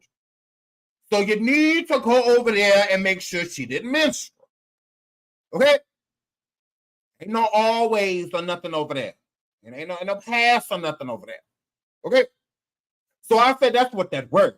So I said, yeah, you need to hurry up. Now I'm trying to say your little business. Now you got a cute little business. And we need to let you keep your business. So you need to go over there because them bitches is smoking.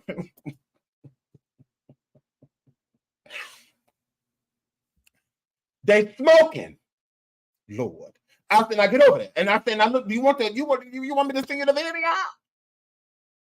Because she over there crying bipolar tears. She was smoking. Now I saw a cherry. Now she got the light off over there because she trying to make people not know she's smoking. Because she's not supposed to be smoking up in there. Now go on in there and get it. Get them.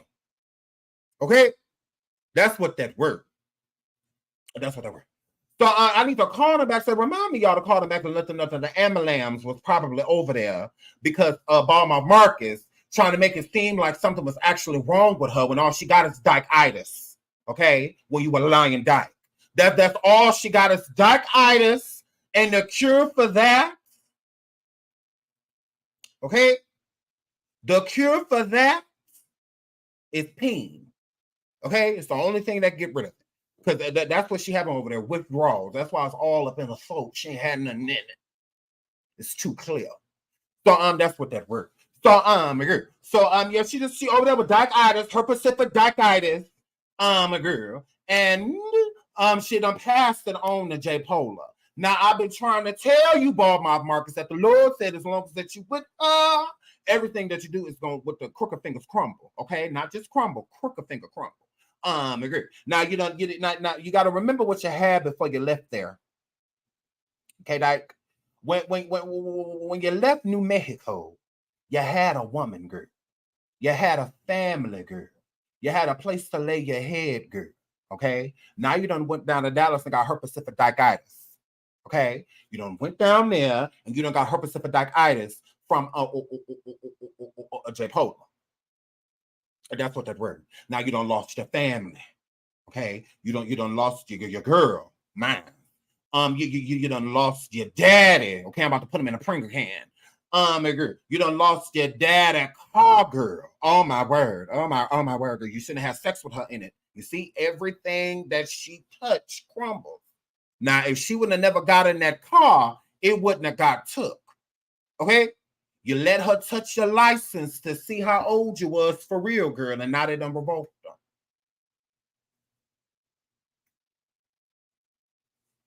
You didn't think about that. Agree.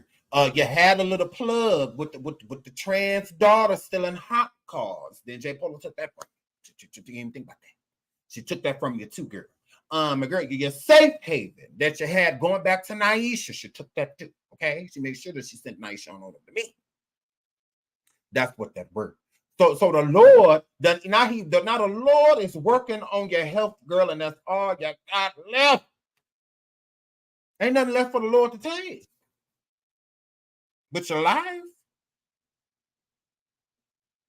you sitting over there arguing over bags of change. Does it get lower? I don't know. So girl, here, flip. So I'm not a Lord working on your health, girl.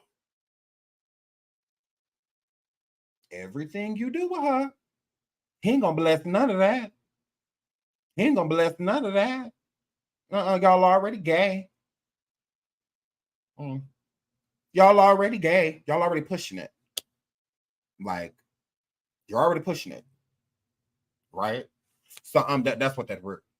Okay. You're already pushing it. So and she was sitting over there faking. So no, she does not have strep. I mean, she may, it's possible. I mean, when you just suck on anything, you put anything in your fucking mouth.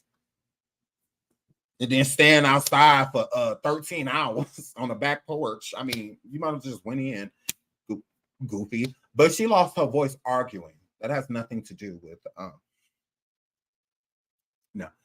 with strep. She lost her voice arguing. And that is why her voice is going. Shout out to Chandra. She said you acting all the way. A word, or I'm just saying, well, I'm just saying what happened. Thank you for the super stick of my love. I love you. Thank you. Shout out to Nessa girl. She says, OMG, my chest hurt. Well, no, I'm just saying I need to get her. Because no, she tried it. Hold on, this cash app. Shout out. Oh, Lord.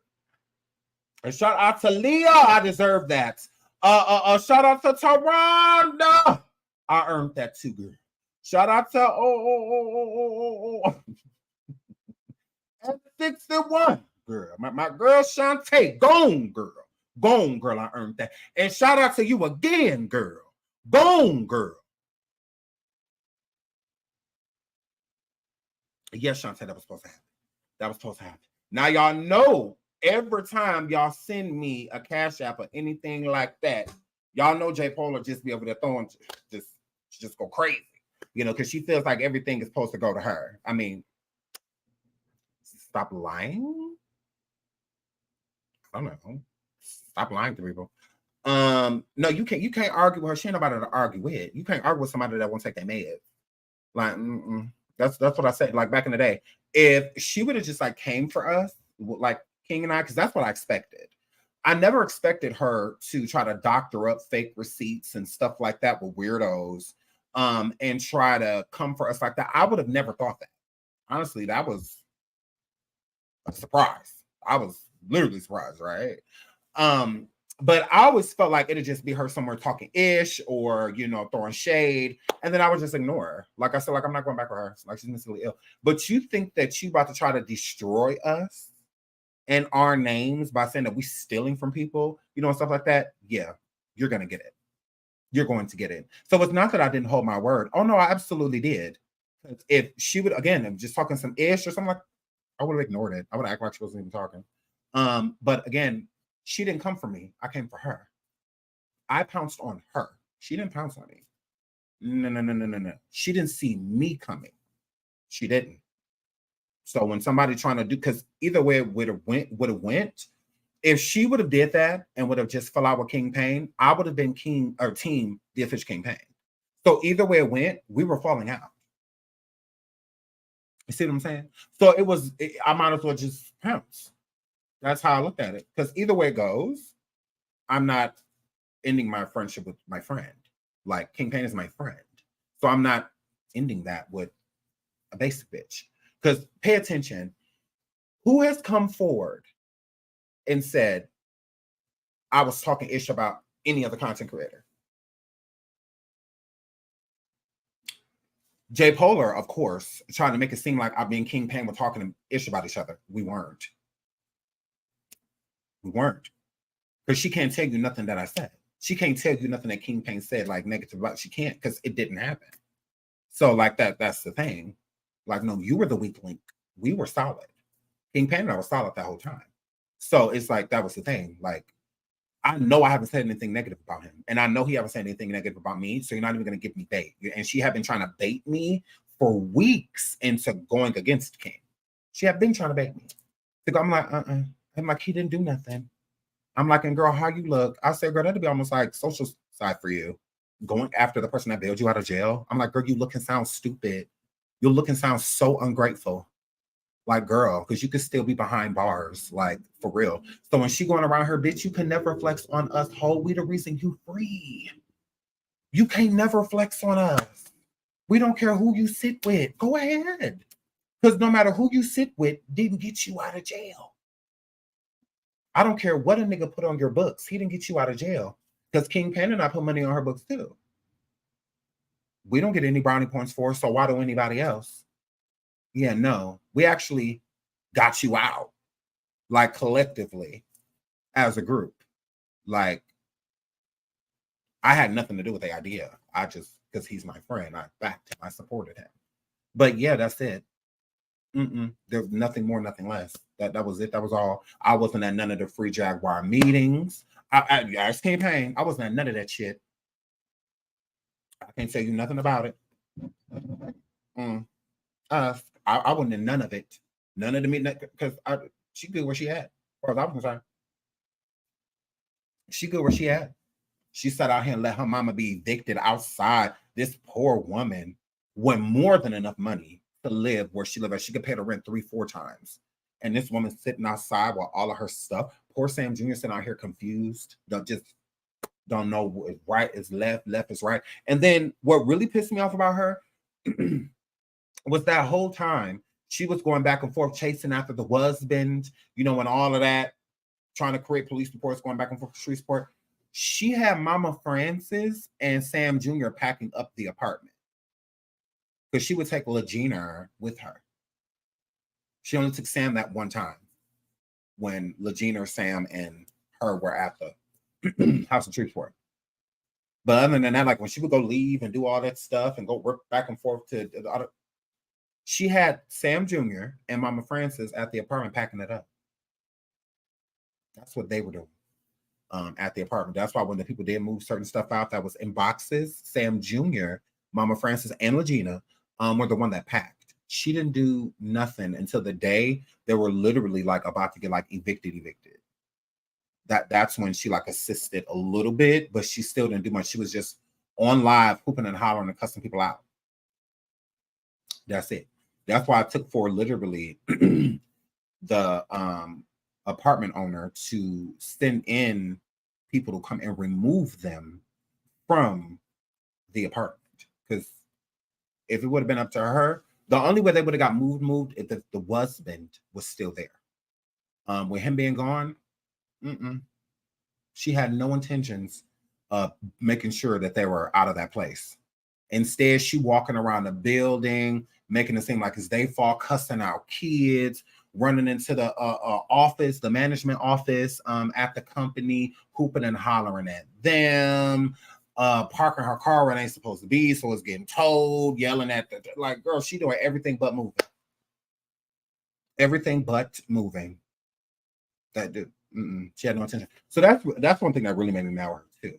I was really upset. I'm like, why is Sam and your mom mad? Like, what are you doing? You on the phone with me? Get off the phone with me. At least help. Like, and it's your shit too. Like, pathetic. So that's why she was yelling at her mom when they were standing outside, because she said her mom was packing food that was spoiled. Why was she packing in the first place? You know, she's absent-minded. Like, her mind goes everywhere. You know, she can focus on a task, but not for too long. You know, she's the type of person that needs redirection, you know, at times. So why do you have her packing? Like, and then you yelling at her and all of that stuff, even on the phone while they were packing. She was hooping and hollering. I'm like, why are you yelling at them? She was yelling at her mom and Sam, but more so her mom. Not really Sam. Like, she gave, like, Sam got a little piece of it, but her mom, she was giving it to her because the husband wasn't there, so she didn't have anybody to take it out on. And Legina was gone too. She really didn't have no target, you know, besides her mother. So she took it all on her, telling her mom how, oh, well, if you wouldn't have let this happen and that happen, well, you don't know anyway because you a victim yourself, because you were R-worded and, you know, all of that your whole life. And all this. I'm like, why are you saying all this? I'm like, girl, stop talking to her like that. I'm like, well, can you call me back? Because I'm about to sit here and listen to you talk to her like that. Because, girl, I don't want to hear that. I'm like, girl, I don't. No, that is your mother. You only get one. So I'm like, girl. And then she thought, because you were R-worded your whole life and M-worded your whole life. So you did it. I'm like, what? Where's this even coming from? Where's this even coming from? Like, she's not even doing anything. Like, all she's doing is trying to pack. And she don't necessarily know fully what she's doing, what she packing, what goes, what's that. Like, you know. So this why it would be better for you to do it. But you're lazy. You're a bum. So, of course, you don't want to do it. Of course you don't. So, yeah. So I'm just like, yeah, you're pathetic. Sitting here talking to that woman like that.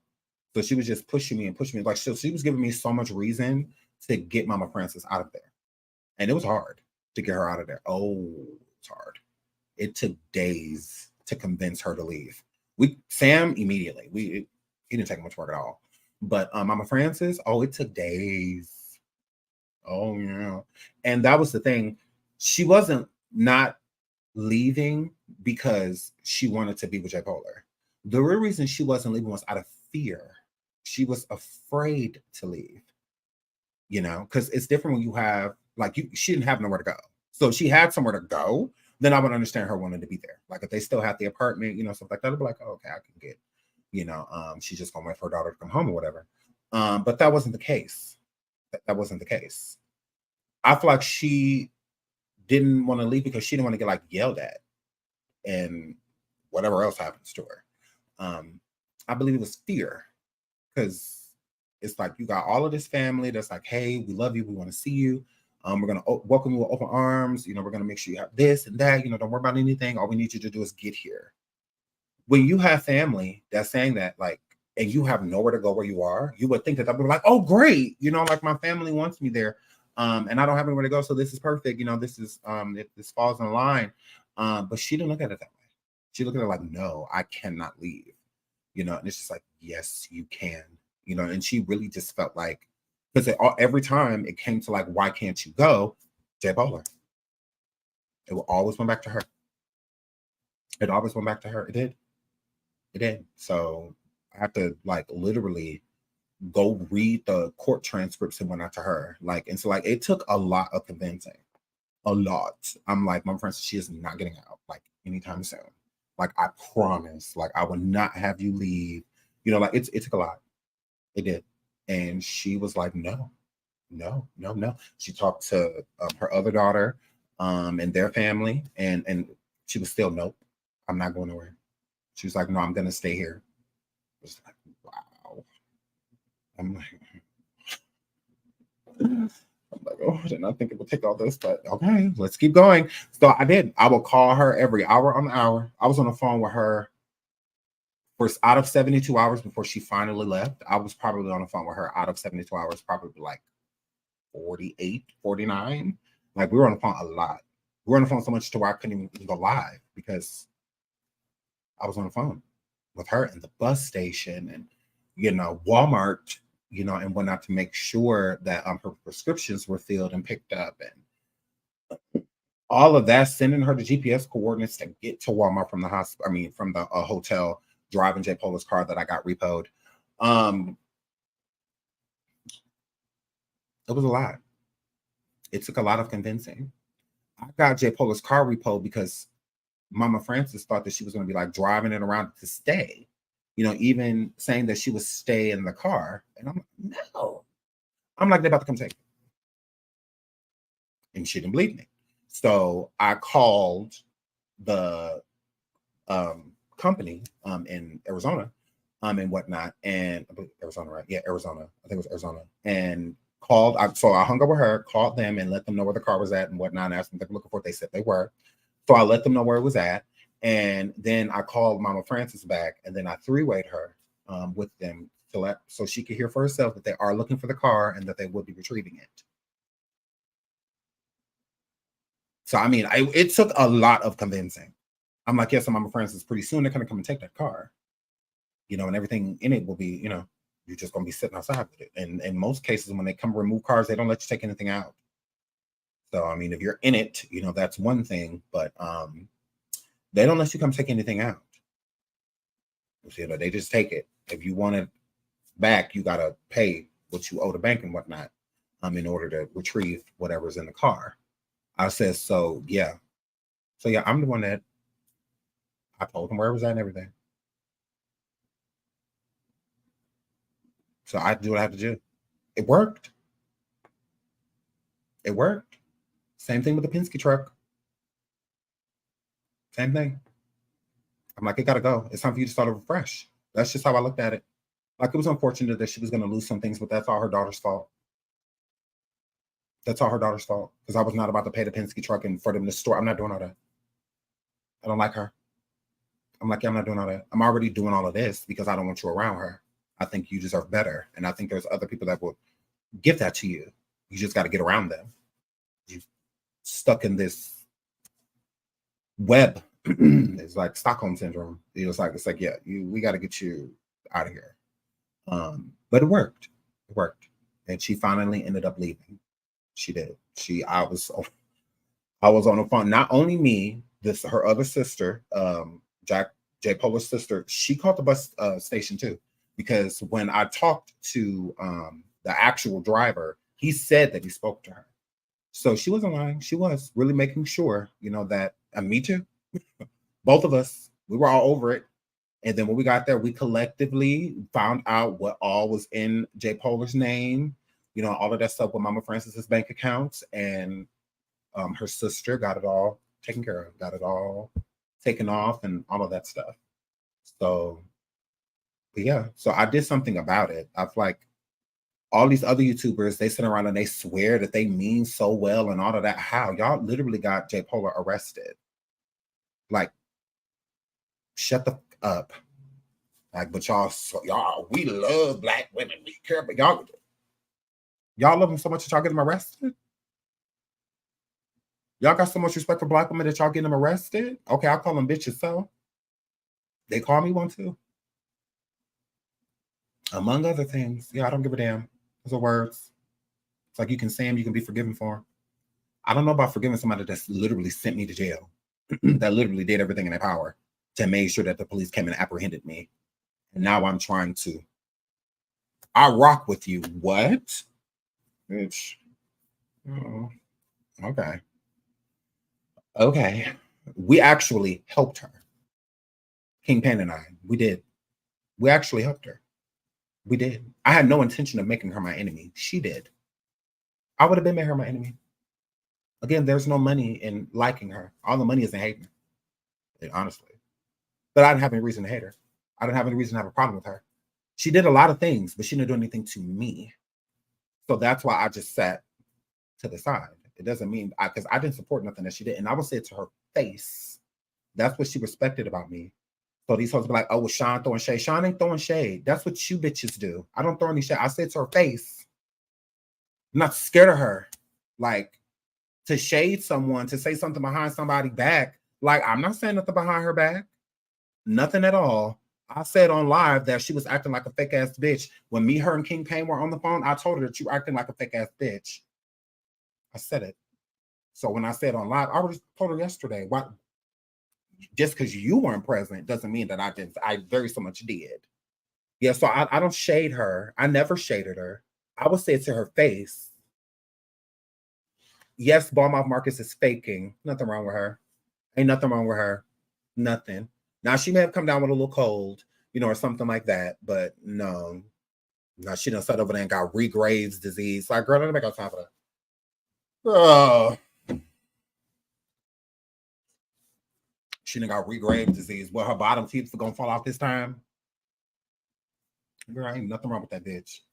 That is an albuterol machine. That is what that is. They ain't sitting home with no oxygen. Like, that don't even make sense. It makes sense to send somebody home with oxygen that's already prescribed it, because you can literally get prescribed oxygen, literally. Like if you have, permanent trouble breathing, and stuff like that. A lot of elderly that have that struggle breathing, you get a certain amount of oxygen tanks, either a week or a month, and stuff like that. They don't just give it to you, and they also train you on how to use it, to make sure you're not giving yourself too much, or to figure out if there's a hole or something somewhere, or how to get refill like that. It don't just, you go to the hospital and they just sending you home with it. Like, no, that don't even make sense. If it was that deep, they would have admitted her. And then it's a lie, because Jay Polar said that she had a doctor coming to visit her. Don't neither one of them bitches got no health insurance or money. Girl, please. Now they got a doctor that do at-home visit. Then why she can't use that same doctor to take her meds? Girl, la la la la la la la la la. Girl, ain't nothing wrong with her. She is just fine. She did all of that to get out of those text messages, because she let an op set her up with her goofy ass, when all she had to do was explain it that way. Because that's all it was, set up. Like, somebody tried to set you up. You fell for the okie doke because you don't want to be with J. Polar. You would rather be with anybody than be with her. Anybody than be with her.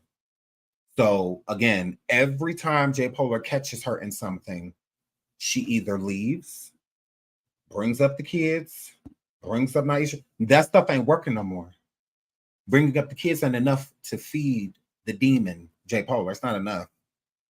So she got to keep, faking until she make it, because she don't have nowhere to go. If she had somewhere to go, she would have left already.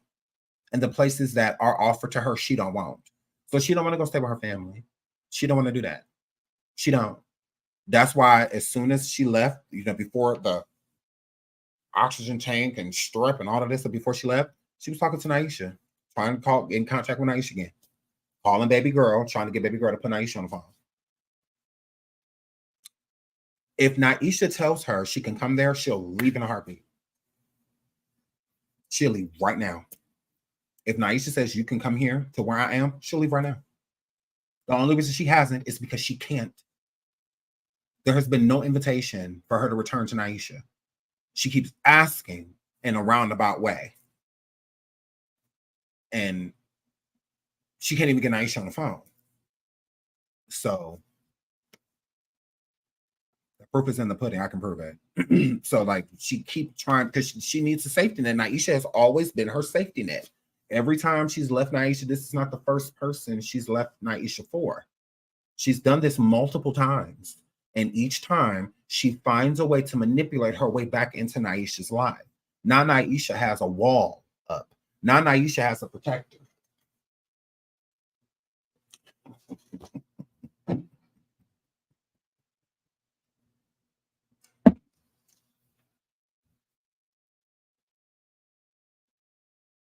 Chess, not checkers. Yeah, they too busy over there playing checkers. We playing chess. You really thought I was going to leave Naisha to the wolves? No, she's going to need someone going through what I'm about to make sure that happens. You're going to need someone. Daddy here, say less. Give me love. Daddy here, say less.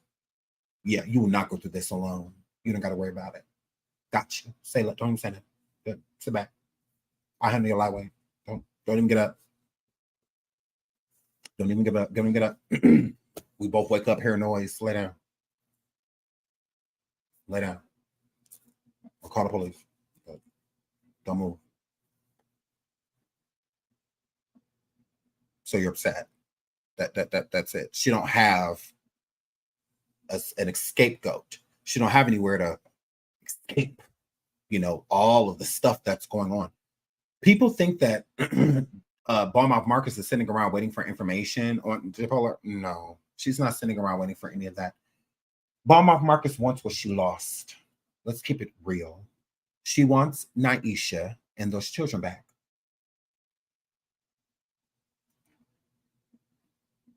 She wants Naisha and the children back. She wants what she lost. That's why she won't leave.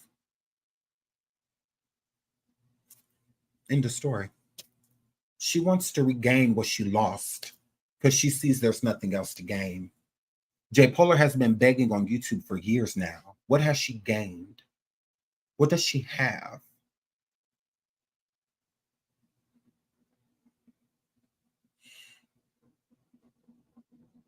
King Payne's been on YouTube for years. He has over 22,000 subscribers, a flourishing channel. He has the receipt book. He's doing Twitch.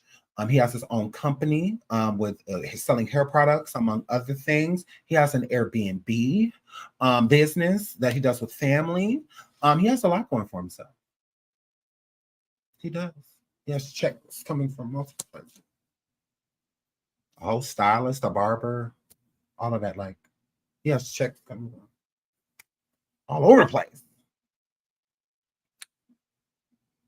Sean do all type of ish. I got the burn book that's about to be on sale. We got coffee. We got Station Hat. We have a new platform that we're introducing. We have YouTube. Just so many things that we just. King Payne has a home and a B&B. I have a home and a studio. What has she gained? Because DJ Polar, what you need to realize, bitch, you came into our territory. We are bloggers. Yeah, we're not stepping on your toes, bitch. You're stepping on ours. Yeah, I'm not trying to get into the industry. I'm not trying to sing none of that. King Payne ain't trying to sing none of that. Now, does he do music? Yes, he does. But his bread and butter is not that. That's it. If it happens, it happens. But if not, I got all this going on just in case. Where's your just in case? Yeah. We're not over here singing for 4 quarters. We're not over here singing for 100 pennies, bitch. I'm gonna need you to get with that. Remember, I never sought you out. King Payne never sought you out. No. No. You were trying to get underneath Tasha's skin and Stormisha's skin by coming into our channels, asking us to drop our links. We never sought you out. If anybody clout chased, it's you. You had an idea that you wanted to bring all of these YouTubers together. You don't remember that? So that means that you saw talent in me. I never saw any in you. I need you to get with that. I'm gonna need you to get with that. We didn't seek you out. We weren't trying to get you on our platforms. The only reason I said your name is because you're on live on IG calling Armand all type of F words. That's when you and I got into it. I didn't care what you were doing before that. I wasn't doing commentary, nothing Stormy. She was doing fuck him. I don't care. I don't. Tasha either. I didn't do commentary unless it was like big. I didn't. We didn't sit over here and review your interview with Stormy. We didn't care. We didn't even know who the fuck you were. So we were like, who? Like, yeah, we didn't know who you were. Say, we weren't checking for you. And don't you ever forget it. Now, you may want to go around and try to redo history. My live is still up from 2 years ago when you first came onto my show. I wasn't looking for you. No, ma'am. And don't you ever forget it. Just like these other content creators, you go into their chats telling them to drop the link or hitting their links and coming up on their shows and then trying to make it seem like what? No, you're the thirsty bitch that's running through here looking for a bone, not us. Like, yeah, we're not thirsty. We made it. You still hadn't even got here. Remember, your channel isn't even monetized.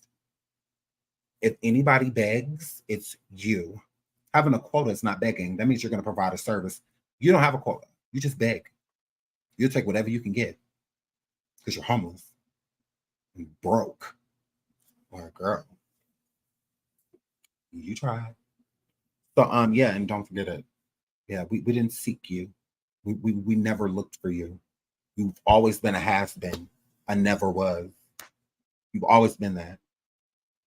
It's sad. I don't even feel like I'm like I really don't feel like I'm anybody. Like I don't feel like I need to go out with bodyguards on because I'm on YouTube. It's YouTube. Like it's how I look at it. Like, you know, shout out to all the people that love me. I love you down. But I don't walk around with my nose in there because I'm on YouTube. I don't even tell people I'm on YouTube. I literally don't. I still got family that don't even know I do YouTube. Because I live my life. When I'm not doing this, I'm literally not doing this. Like literally. Like the only way to come up is if somebody brings it up. So like if my family member brings, oh, you're on YouTube, or if a friend be like, oh, I heard you on YouTube.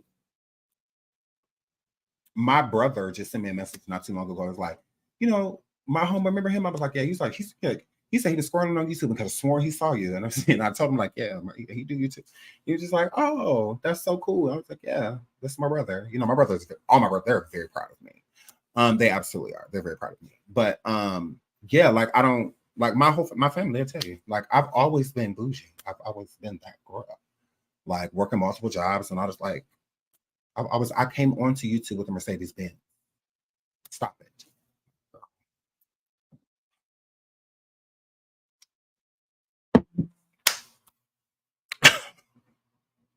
Literally. Like, literally. I've always been a go-getter. Like I've always like, girl, I came on here with a Benz. Like, no. I came on here in a Benz and it got boring. So I bought a BMW. I was on Stereo for 2.5 months, the Stereo app, and won 53, almost 54K in a month and a half. And I went and bought a Jeep cash, a tearaway Jeep Safari cash. Like, girl, I does this. Like, girl, don't play with me. Don't play with me. We didn't utter your name on Stereo. We didn't utter your name. 54K, almost $54,000 in 2 months I made. Yeah. And I didn't clout chase and work with other content creators. I only worked with my moderators and subscribers because whoever I talked with won money too, whether it was $1,000 or $500. So all you had to do was have a conversation with me and you would get $500 or $1,000 just because I talked to you. So I only would talk to my subscribers and my moderators. That's why it was a war on Stereo because they were all mad because I wouldn't speak to none of them because I owned the app. Like, shout out to Shanati. Like, we owned it. Like, that was our app. Yeah, it wasn't a leaderboard that went past that week that didn't have our names at the top. Literally.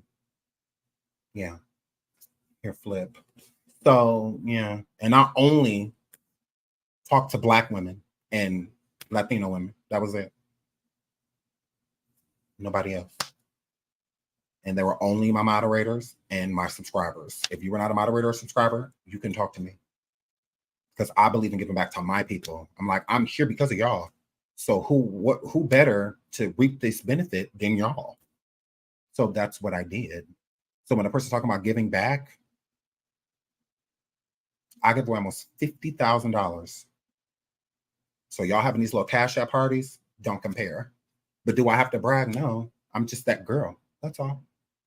Yeah, I literally gave my audience over $50,000 because I got half of what, because you had to have a partner. So if I would have did it all by myself, I would have made over $100,000. But I only brought up my moderators and subscribers. That was it. I would only talk to them. There were people literally having wars on stereo because I wouldn't talk to them. Oh yeah. Oh yeah. Hair flip. So it's cute, you know, that y'all sat over here and, you know, y'all give away y'all little cash app. That's cute. Yeah, we gave away over 50K. So until one of y'all give away 50K in cash apps, see these girls that go around saying Sean don't like black women. Sean gave black women over $50,000. You got the niggas on the other side of the internet saying that about Sean, and they got one arrested. While black women cash app them for it.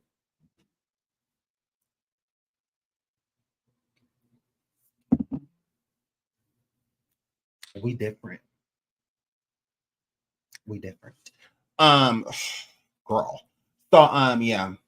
Sean gave away 50,000. Like, and you're upset. And it was a lot of hard work. Oh my God. Woo!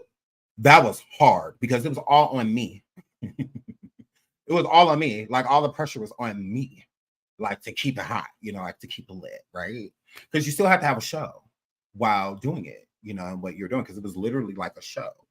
So I was revolving a platform with multiple people that I had to make pop, you know, within. So I'm a bad bitch. When I say I'm a bad bitch, I'm a bad bitch. Because girl, that was hard. That was hard work.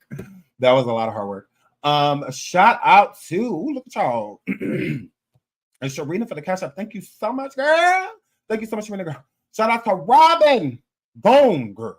And shout out to Shantae again 2 times. Thank you so much. Thank you so much. Thank you. Thank you. Thank you. And shout out to Marsh again for the super sticker. We are at our 2-hour mark, y'all. I have to get out of here. We'll be back later. Somebody said, yes, Sean. People say I'm stuck up and I'm so upset. Well, see, I really am stuck up though, but not in a bad way. Not in a bad way. I'm not so stuck up that you can't approach me.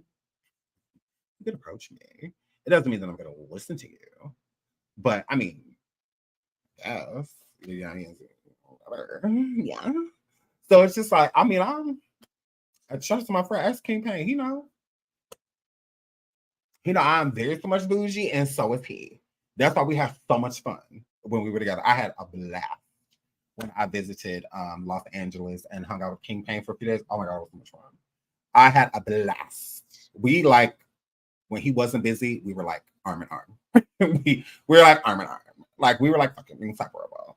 So yeah, so and he is like really a good person. Like he really is. He's just a good guy. He's just a good guy. But I have so much fun with him. I had so much fun, and I cannot wait to hang out with him again. I cannot wait. I had so much fun.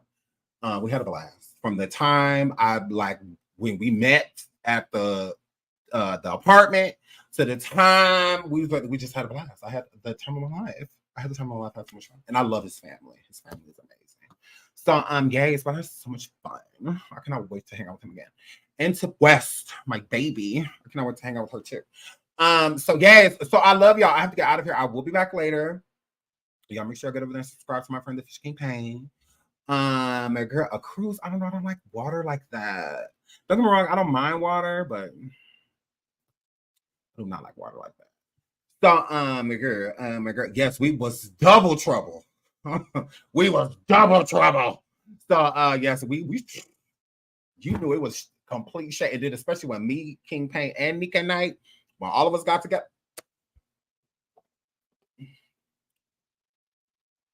Great. So much fun. Shout out to Neek because she was a blast too. I had so much fun with her. Like, I love her. Shout out to Nika Knight. Hey, Naisha, baby. What up, baby? What up, babe? What up, baby? So I love y'all. Y'all get over there and subscribe to Trendset Her as well. Y'all get over there, okay? So I love you guys. I will be back later with hot topics. We will be on coffee tonight. I'm gonna put up the live time right now so you know what time we're going live later on coffee. So until then, I'll see you guys later. Be good, okay? Bye. Bye.